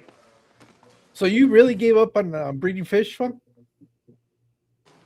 Yeah, you know how I am about having my fish look perfect. Yeah. And that female was just being way aggressive with the male. Then the male would be. I was like, man, I can't. My heart pressure, my blood pressure kept going up, man. I was like, I tell you what, I do like. I do like what they look like when they're trying to when they're showing off in front of each other. I like that. Yeah. You like But when they actually are, No, yeah, the I way like they that. color But up. when they're actually going at it, my blood pressure goes up, bro. I was talking to you. You don't remember. You was like, yeah, just give him some time. I know it's scary, but they'll figure it out. I was like, I can't do it, bro. I was like, yeah, I'm all right with it. I'm good. I just want my fish to look perfect and pretty. I don't blame you. All right, let me get some lights So, on. talking about breeding, if you have a breeding pair, how many offsprings are they on average putting out? And then out of that, how much is actually usable stuff? I had a fish that never ever laid eggs before. The original GBK female I used. She had never laid eggs before. The person who actually got her with a bunch of siblings. It was in a tank for over a year. Not a single male was in the tank. There was no hormone that made it lay, and it was. I literally happened to come across her, and I was like, oh my gosh, this is everything I need. She laid eggs within 4 days of getting her. Someone brought her in local, and I was just like, unbelievable. And the story was awesome. Like, well, the story's not cool because the person imported like 5 fry, and they all were female. So that was not cool. That was not cool. And she's also really old too. Like, she's retired. She's not doing the best. It's very sad, but. What is your criteria for retirement? If they just can't keep up with breeding, if it's too stressful for them, if their eggs if they're just starting to put out duds, so many things can happen, and they can be pretty dramatic also.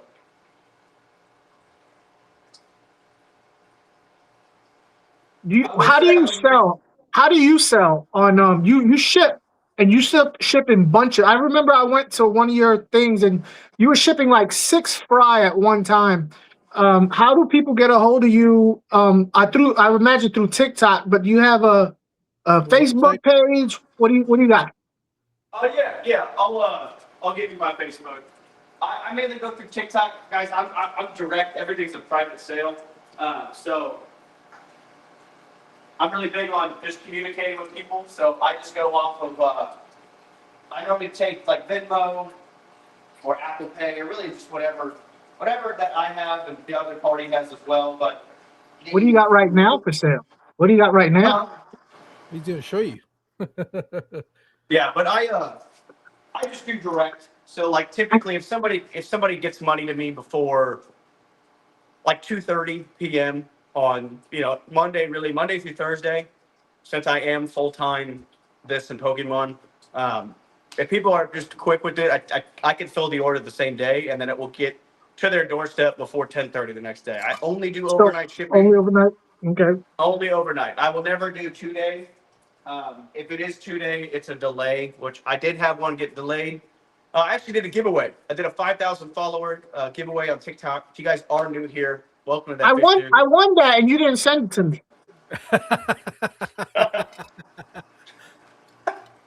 I'm so excited though. We have another giveaway coming up at 7,500. So I think we're 1,700 So you saying followers away from that. you saying unfollow then refollow? That's what I'm hearing. That's what I'm hearing. I'm Hey, hearing you're that. followed. You just got to be in the live. Everybody has a chance to win. That's the cool thing. As long as you're in the U.S. and you're not in Hawaii or Alaska, you just got to be followed and you have to be in the live. We did a drawing, so we just did a spin wheel. We put everybody's name on it. Well, It was like we had like 40 people in the first giveaway. It was awesome.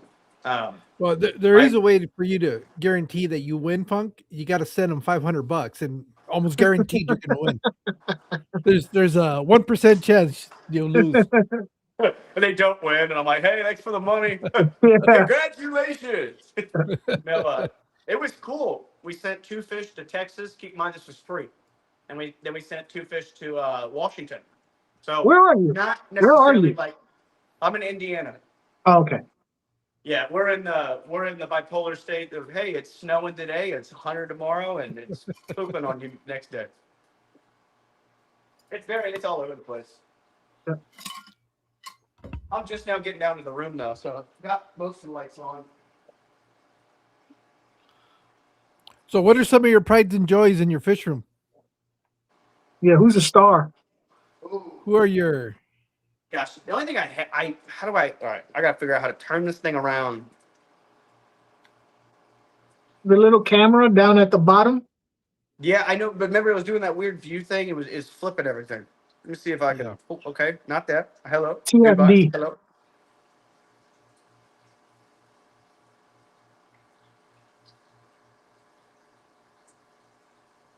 Just keep pressing. Hey, there we go. Well, no. See, the thing is I moved to the left. Wait, hold on. Oh, I think I did it. Yeah, Yeah. move Do it? to the left. Yeah, Yes. Wait. No. yeah, you're good. You're good. No, dude. I moved to the left. It goes to the right. Yeah, Or- that's no. it's first player game, bro. It's first person shooter. Dude, I don't like this. I hate it too. It's the yeah. So this is Thanos. Thanos is one of my boys, my baby boy. That's like Hi, a Bubba. dog. Let's you pet him. Hi, Bubba. Fuck, You being a yours good must boy? hate you then because they bite you. No, mine no, my red Texas bites me. That my red dragon does not. My red dragon and my blue tie silk lets me hold him. I missed her laying eggs. I was so pissed. She's laying on a whole bunch. Just eat them. He didn't get to them, sweetie. Just eat them. Unless, I swear, if he somehow got it through the divider, I'd lose my noodle. Oh wait, we have a friend that's how he breeds them. It'll shoot right through the divider. Oh, he's doing the caged. Yeah. These don't really have a.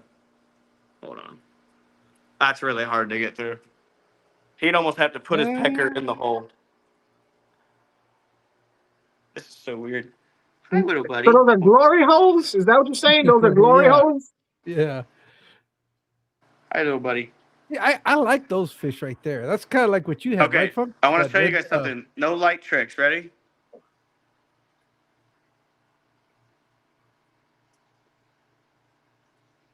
Come here.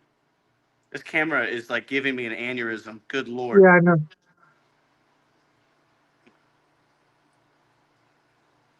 See how bright he is?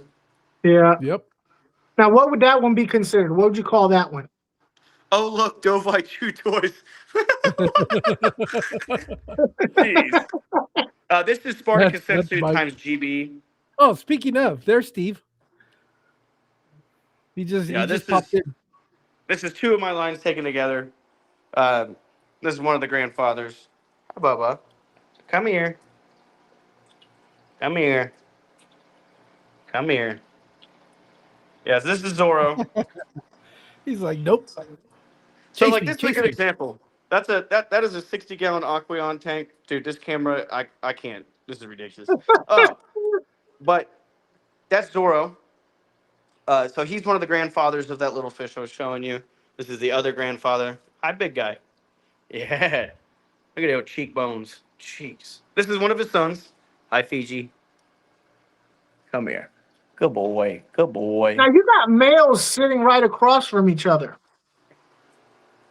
Yes, well, that is very temporary. That is just simply, Have I you need to have you retire big found that? guy. Well, I mean, everybody says that that's too much stress on them. Have you found that to be really, really all that true? Because I know in my fish room, my males could see each other from across the room, Seeing and I'm each other like, is different than actual hormones. Mm. so it's the hormones that because you know how you put the mirror in front of the male to get them all their nuchal hump up. So having them across from each other like that, is it too much stress for them? Male, those I two big mean, males, they'll Oh just like be are they man, very, they'll look very angry. all the time? Yeah. Yeah. They're just in a constant state of flexing. Hey, listen, so you are better, those females or are those you males? stop it. No, this is a male. This is a dude. This fish is so He's affected. feisty. Hey, dude, he is so, I love him. His name's Avatar. He is Mhm. one of the most annoying fish I've ever bred. He literally, he's so moody. He is dramatic. And anytime you put him in with a female, he acts like he's a woman. To be honest with you, he just I don't understand it. If I showed you what he looked like, completely isolated when I had him up here, it was he was just up here by himself, and he would just shimmer and flex. His head was all his head was perfect, but during breeding, he just looks like a cockless female. It's ridiculous. This right here is a jinx. I love this fish so much. Hi, sweetie. Yeah. It This looks like a fish, jag. well, so it's 25% jaguar, 25% carpentis, and 50% avatar vieja. Mhm. So for standards, again, this is where also this will be confusing because I did breed them. He ate them the moment they hatched. I'm literally full in space, like full capacity. Um, I just actually moved a male from here. If you guys saw, I had a two-tone in here. He Mhm. is upstairs, but I'll be utilizing this for more separation. But I'm just full. Like every 10 gallon has an entire batch of fish. Doesn't look, there's over 130 fish in there. This tank, there's over 50. This tank, there's over 50 as well. Like it's just there's so much. So I can't do that floor business. Hey, look at the vieja. Buford, this is Buford. So this was the relative to the one I was showing earlier. I don't know if you guys remember Mhm. So Yeah. the that's smaller one of one that the I. original fish that you use in the breeding. No, well, so like, are you talking like one of the original fish used in flower horns, or? Yeah, No, yeah, that yeah. Well, or that that you use to start your own line. You know how you were talking to Uh, going back to yes, this. origins. Yeah, so this was bred. This is 75% Diablo biffa, and 25% Hartwigii. So those are two Vieja species put together. Um, Okay. this is just really good genetics, very good selection, and just great quality breeding. This is American. So shout out David, David Marnello. I believe. I'm sorry if I butchered your last name, but you did phenomenal work with him. And then I want to shout out Hugh Hoffman for raising him and breeding him and making incredible projects. Thank you, Hugh, for hooking me up with him. Also, I'll be using this fish to make F1 Comfa. The cool Okay. thing about it is I was talking about traceability and everything. Um, the cool thing is taking it to my bloodlines, it adds to that even further. And I'm very excited because this was done in America, developed in America, traced in America, which is just cool. And I'm not here to be like, oh, like America versus blah blah blah. Like, no, not, we're not against anybody or anything. It's just simply, it's just this Just is knowing that you can go back and go, this is yeah. fish number one, fish number two that created all these other fish. Yeah, yeah. Because we are going to be bringing new bloodlines. For example, like this will be this is something that will really change things because percentage wise, this should give me fertile F2 compass. And it's only the only reason is because this fish is 50% vieja. But when I breed it to this guy, that 50% becomes 25%. The Jaguar becomes half of what it was, so 12.5. And then the Carpentis also gets cut in half, which means that there's even a chance in F1 that because there's a dominant percentage of flower horn, there's a chance it could be fertile. But Mm. then again, if I didn't explain that and I was just going around claiming, hey, I have the old recipe F1s and they're fertile, everyone would be like, that's impossible. And I would be like, yeah, that's like my whole point is people are breeding fish and labeling it stuff, but it has enough percentages of another fish that would then take it out of that classification that they still go off of. That's what doesn't make any sense to me. That it doesn't make sense. So this will be cool though, because this will be you'll get the best of both worlds. I think 12% Jaguar and a mix will be incredible. Even Carpentis, I think their benefits from that is phenomenal. But that's not the best. Let's see. Hold on. There he is. I want another Jag Dovi mix, dude. Do it. I know a bunch of Dovi breeders. I was gonna take Dovi to one of my flower horns, but I decided to let my buddy. I'm gonna send my buddy a flower horn instead. He works with Dovi more than me. A lot more. Look at him. So this is Lady Killer. He did not earn that name for nothing. Lady Killer. I love him though. Love him. So I bred Lady Killer over 2 years ago. Love him. Oh, I like Freaking that blue and with the yellow beak. yeah. I like that. Everyone who visits the fish that they say the camera does no justice are Zorro Fiji. His purling in person is just what the hell. Him especially. This guy up here though, he gets so much calcium deposit. I'm in Indiana, guys, but this dude up here is ridiculous. This is a Gen 2 Blue Spider Vieja. Come here. Come here. Come here. Come here. Come here. And see, he's not even fully okay, dude. This camera is crazy. There you go, buddy. Now, when they're together with each other, they're never showing they're never going to be at full potential. That is one of the downsides. One of the downsides of having them paired is they're going to affect one another. So sometimes males might have a little sunken head. I don't use any enhancements, so I don't use any like special salts or anything to like spice my fish up. Ooh. Now this is the fish that everybody would call SRM. That's what's dangerous about calling fish what they look like. Yeah. I love this fish though. Isn't that gorgeous? Oh wow. I like the one before it personally. I like Yeah, wow, that complex patterns. I like complex patterns. Oh yeah. But for this fish to be, this is a fading vieja with no amp genetics. That's incredible. Because everybody would say that's SRM. It's not. So if you don't mind real fast, you just said SRM. And you making me think of your buddy with the website. If I had one critique about flower horn people like yourself that know a lot, you're not so bad actually. You're not so bad. Your buddy is difficult to follow Yes. because Yeah. I think a lot of times people assume that the average everybody knows what the hell y'all are talking about as far as the abbreviations. Yeah. Most people do not. So when I listen to your buddy's videos, and I think that's one of the problems with his videos is he gets a lot of people interested because it's an interesting topic, but he's very clinical in how he talks. With the double this SRM da da da da da, and a lot of people don't know what the hell that is.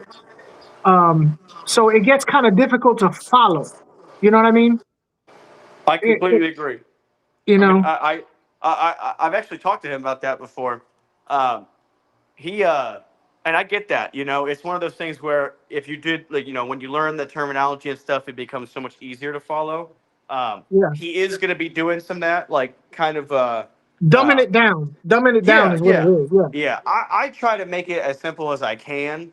Yeah, yeah, Although, you you've know, been pretty. Honestly, it's been pretty easy to follow you, except for sometimes when you use abbreviations. But I love yeah. that guy right there. But I just noticed that that's something with flower horn people. You guys use a lot of abbreviations, and I sometimes get lost. Even for somebody like me who kind of knows a little something, it gets difficult to follow.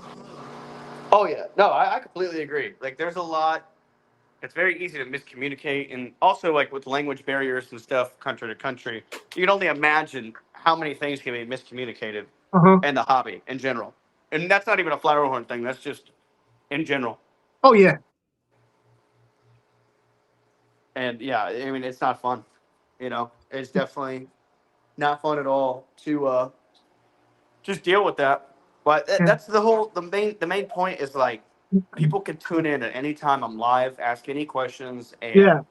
and see it, you know, and just see it for themselves. And I think that's very valuable. I think that's what is not offered elsewhere. Yeah. Now, are you strictly staying on TikTok, or do you plan to do some stuff on YouTube? Because I know you do have a channel on YouTube. Yeah. So not to get like emotional, just this is the truth of it, guys. Um, uh, let's see here. Uh, Literally not even 2 days ago was a year since I lost my best friend. Um, he was the one who I started the YouTube channel with. So Okay. he's the one who like he would edit for me, and he was my videographer, but he was my friend. You know, I care about that more than the videos, obviously. But it was one of those things where when he passed, you know, we had so many things planned, like we had so many cool video concepts and everything. And when that happened, I was just kind of overwhelmed. Obviously, like I was just numb. But the last thing on my mind was, hey, let's go make a video. You know, Yeah. so I tried to get over it as best I could, but the truth is I'm not an editor. I suck with technology, if you can't tell. But it's you know, and then you know, probably 9 months after it happened, not even 9 months, 6 months I think after it happened, I was like, all right, well, I need to make a video. So I edited my first video and I put it out. Now, if anybody was to go check it out, you would see that uh, the beginning videos are significantly better and much much more put together than the others. Oh my goodness! Hey, Holy hold on. Is it just me that's having the audio issues, or are you hearing it too? I'm hearing it too. Okay. Hey, Michael. upstairs. Where's she? I don't know why it's cutting out your audio. It's kind of hard to listen. I don't know what happened. I don't know what changed.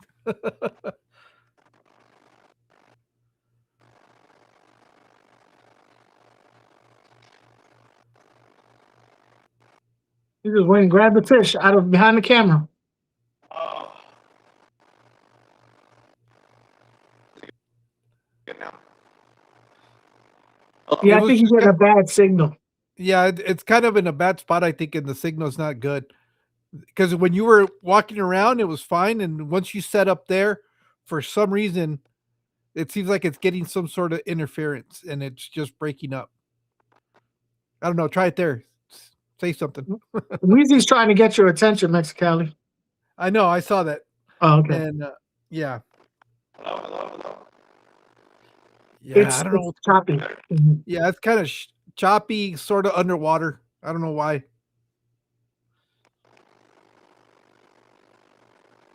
And it was when you put it on the stand. Something must have happened when you put it on that tripod. Because it was fine when you were walking around with it.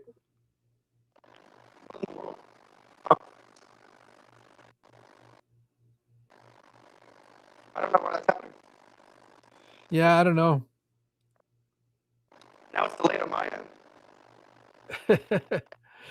uh, sometimes going out and coming back in helps. So if you want to try that, jump off and then come back in, and then we'll see if it'll fix itself. But I think it'd be cool to have I not have them, but I think Steven and him should have a conversation because they would have so much to talk about. I haven't heard from Steve in a minute. Steve, where you been hiding out at, man? He's here right now. I know. Yeah, he's probably been busy. He's been surfing. Isn't that what they do in Hawaii, surf? I think he's been busy with his family. I love those transparency that fish dude brings. Oh, okay, to his content. That should be a gold standard. Yeah. Well, I've gotten real fortunate lately with some of the guests that I've had on. It seems like I hit a nice little streak of really good people coming up. But you go again, that it goes to show you that sometimes you just got to get out of certain areas and go hunt for people, and you'll find them. Eddie and him are both mostly coming from the TikTok side of it. So that just kind of goes to show you that there's quality people in all the platforms. It's just you gotta go look. Yeah.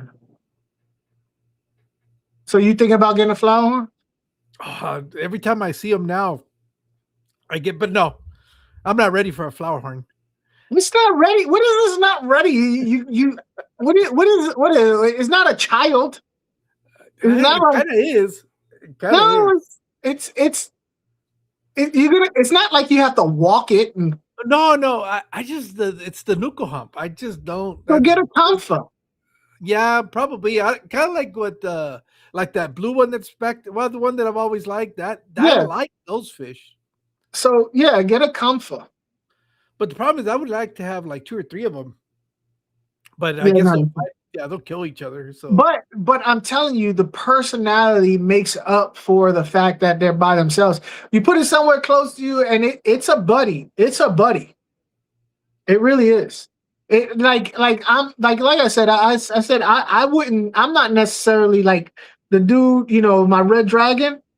If it wasn't for the fact that I had to heal him up, I wouldn't have him. But Menoski says fish is fish. And then Louise says Funk is right. He is easier to understand than others that speak in genetic codes. Some treat it like trigonometry of fish. Yeah. Yeah, like it's like percentages. Yeah, but that's because they got to get in there. And then Mike's saying that I guess on Sunday he's going to have Stephen P. and Bentley Pascal on his live stream, so that'll be fun. Let's see. There's Mike. Better? Yeah, much better.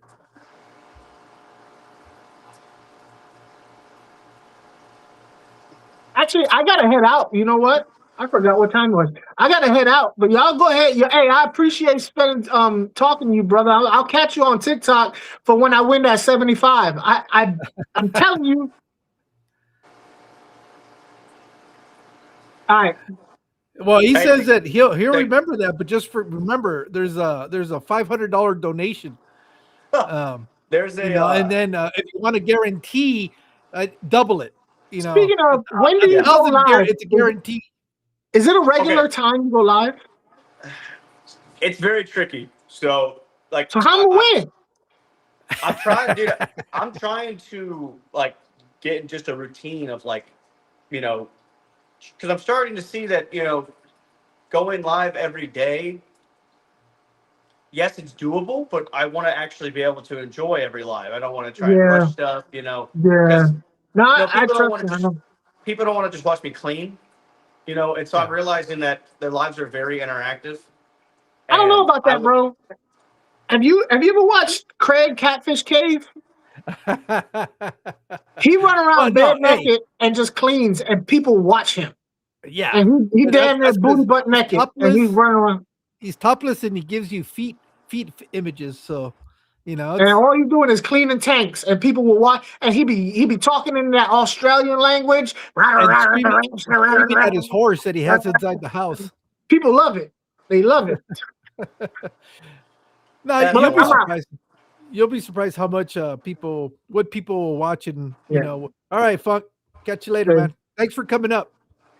Hey, it was good talking to you, man. Thank you. All right, brother. Yeah. Well, now I'm just trying to find a good routine because like my girlfriend, she's still currently she's trying to find work. Uh, Yeah. but it's like we went balls to the wall with this. So I was working full time at a glass factory. Oh, Uh, okay. like so that's what I was doing before this. But I mean, I was doing this forever.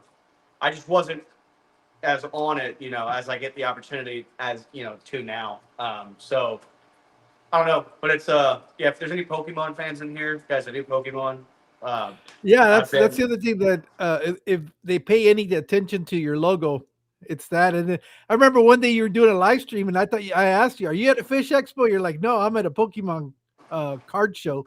yes, And yes, I do bring a fish tank, guys. If anything that yeah, interests anybody, I actually bring one of the fish that I breed to. that's got to be an interesting. That's really got to set you apart from all the people that are Yeah, doing the event, and it's got to be a talking point. And people will be like, "Well, what is that? Is that a Pokemon fish?" yeah.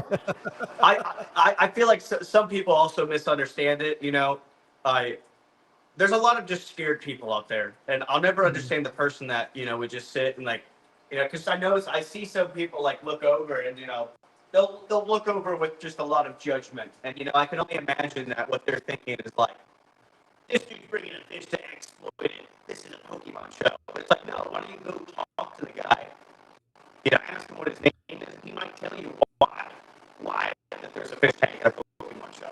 And so everyone becomes Yeah. that app. And then I'm like, yeah, these are called flower horns. I get to educate them on the flower horn. Explain that I produced it myself. Show them the channel. So I view it as a, two birds, one stone kind of thing. Because I do fish at Pokemon, and just a couple months back, back in April was really when I had the chance. It was my first time vending, and I was like, this is my first time vending. I have a crazy collection. I want to bring them my fish. I was just thought about it. I'm like, why couldn't I? I know how to transfer everything with no stress, and and I'm cool with organizing the show, and we make it happen. And it's tough because it worked out very well. But I also I figured it out to where it wasn't a nuisance to anybody. I wasn't in anybody's way, like in terms of setting it up. But it's fun. It's kids see it and they're like, what is that? And then and then I was like, holy cow, what is that? And then you get to, oh, Yeah, you know what, Mike? I don't know. It's doing it again. What it was doing it earlier. I don't know what it is about that spot right there. Because every time you were somewhere else, there's got to be it's some sort of interference. It could be um, something that a signal, electronic device, something that is making it sound weird. But so as far as if people want to communicate with you, the best way to get a hold of you is through what?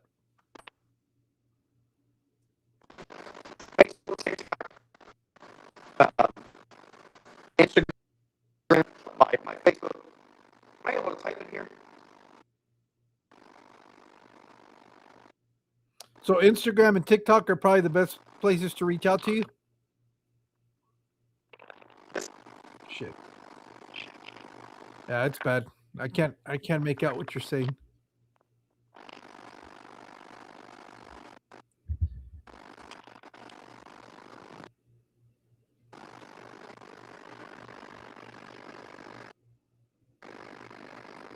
Let's see if he can oh,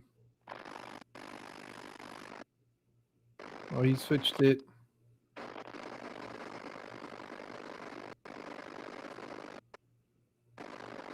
Yeah, I can make him out.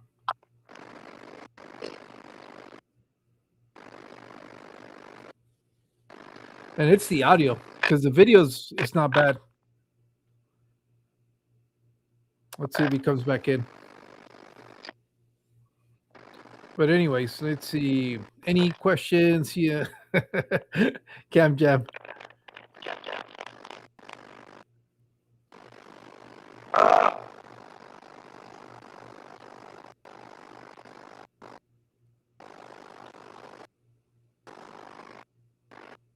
Let me see. Hold on. Let me read what you said.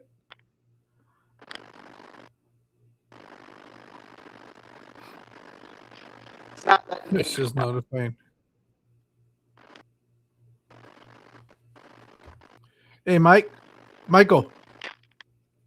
Don't worry about it. I guess we could kind of wrap it up because we're at the 2 hour mark. What was supposed to be a little while, we kind of. It's unfortunate that we were having the audio issues, but again, thank you so much for coming on. Again, I probably for me, you said Instagram and TikTok are probably the best places to reach out to you. It's that fish dude. Is that the way you're on both locations? Oh, lost him. Well, let me see if I don't know if he'll be able to come back on, but I guess this is about as good as any spot to kind of wrap it up. Let me see. I might be able to get him back on just to do the wrap up. Let's see him. There you are. Sorry, man. Yeah. But anyway, you guys on every platform. You'll find me on Facebook. I'm Michael Caesar. It's spelled Seasor. But yeah, guys, that's where you find me. Is okay. Facebook's a great place. TikTok, Instagram. Well, Michael, thank you. I thank you again so much for accepting the invitation, for coming on. Thank you for your time, and I want to thank everybody that was here with us. Hopefully you found this as interesting as I did. I know the last couple of days I've been learning so much because it's really talking about fish that, even though I know what they are, I've never kept them, and I wasn't that familiar with, but now I have a better understanding.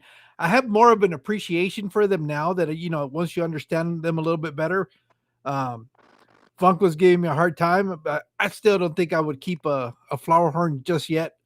I think I'm not this. It's not a fish that I would never say I wouldn't keep, but it's just I know right now, and I guess in my face of fish keeping, it doesn't fit in. But I guess all fish rooms need a mascot, and that's definitely a pretty cool mascot. Hell yeah, man. Again, I'm honored. Thank you so much for having me on. I'd love to do it again if you're ever down for that. But just if you guys have never seen me before, welcome to that fish, dude. Sorry, the audio. Thank you guys again. If you learned something, that's great. If you disagree, hey, it's a free world. It's all good. But I appreciate everybody. Thank you again, brother, for that, for just reaching out and seeing if I wanted to do it. Thank you always. So just welcome, guys. All right. Well, thank you. And again, but now I'm waiting on a couple of people to reach back to me. Fishy friends, you're still here.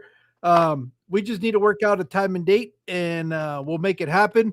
And I don't know. I think a new episode of The Plug should be coming out pretty soon, and I'll be able to bring you guys some other new and interesting channels that I've come across recently, and I think you guys would enjoy. So we'll see you guys. Make sure you follow Mike, and we'll see you guys in the next one. You guys take care. Thank you so much for being here. Have a good one, guys. Thank you so much. Have a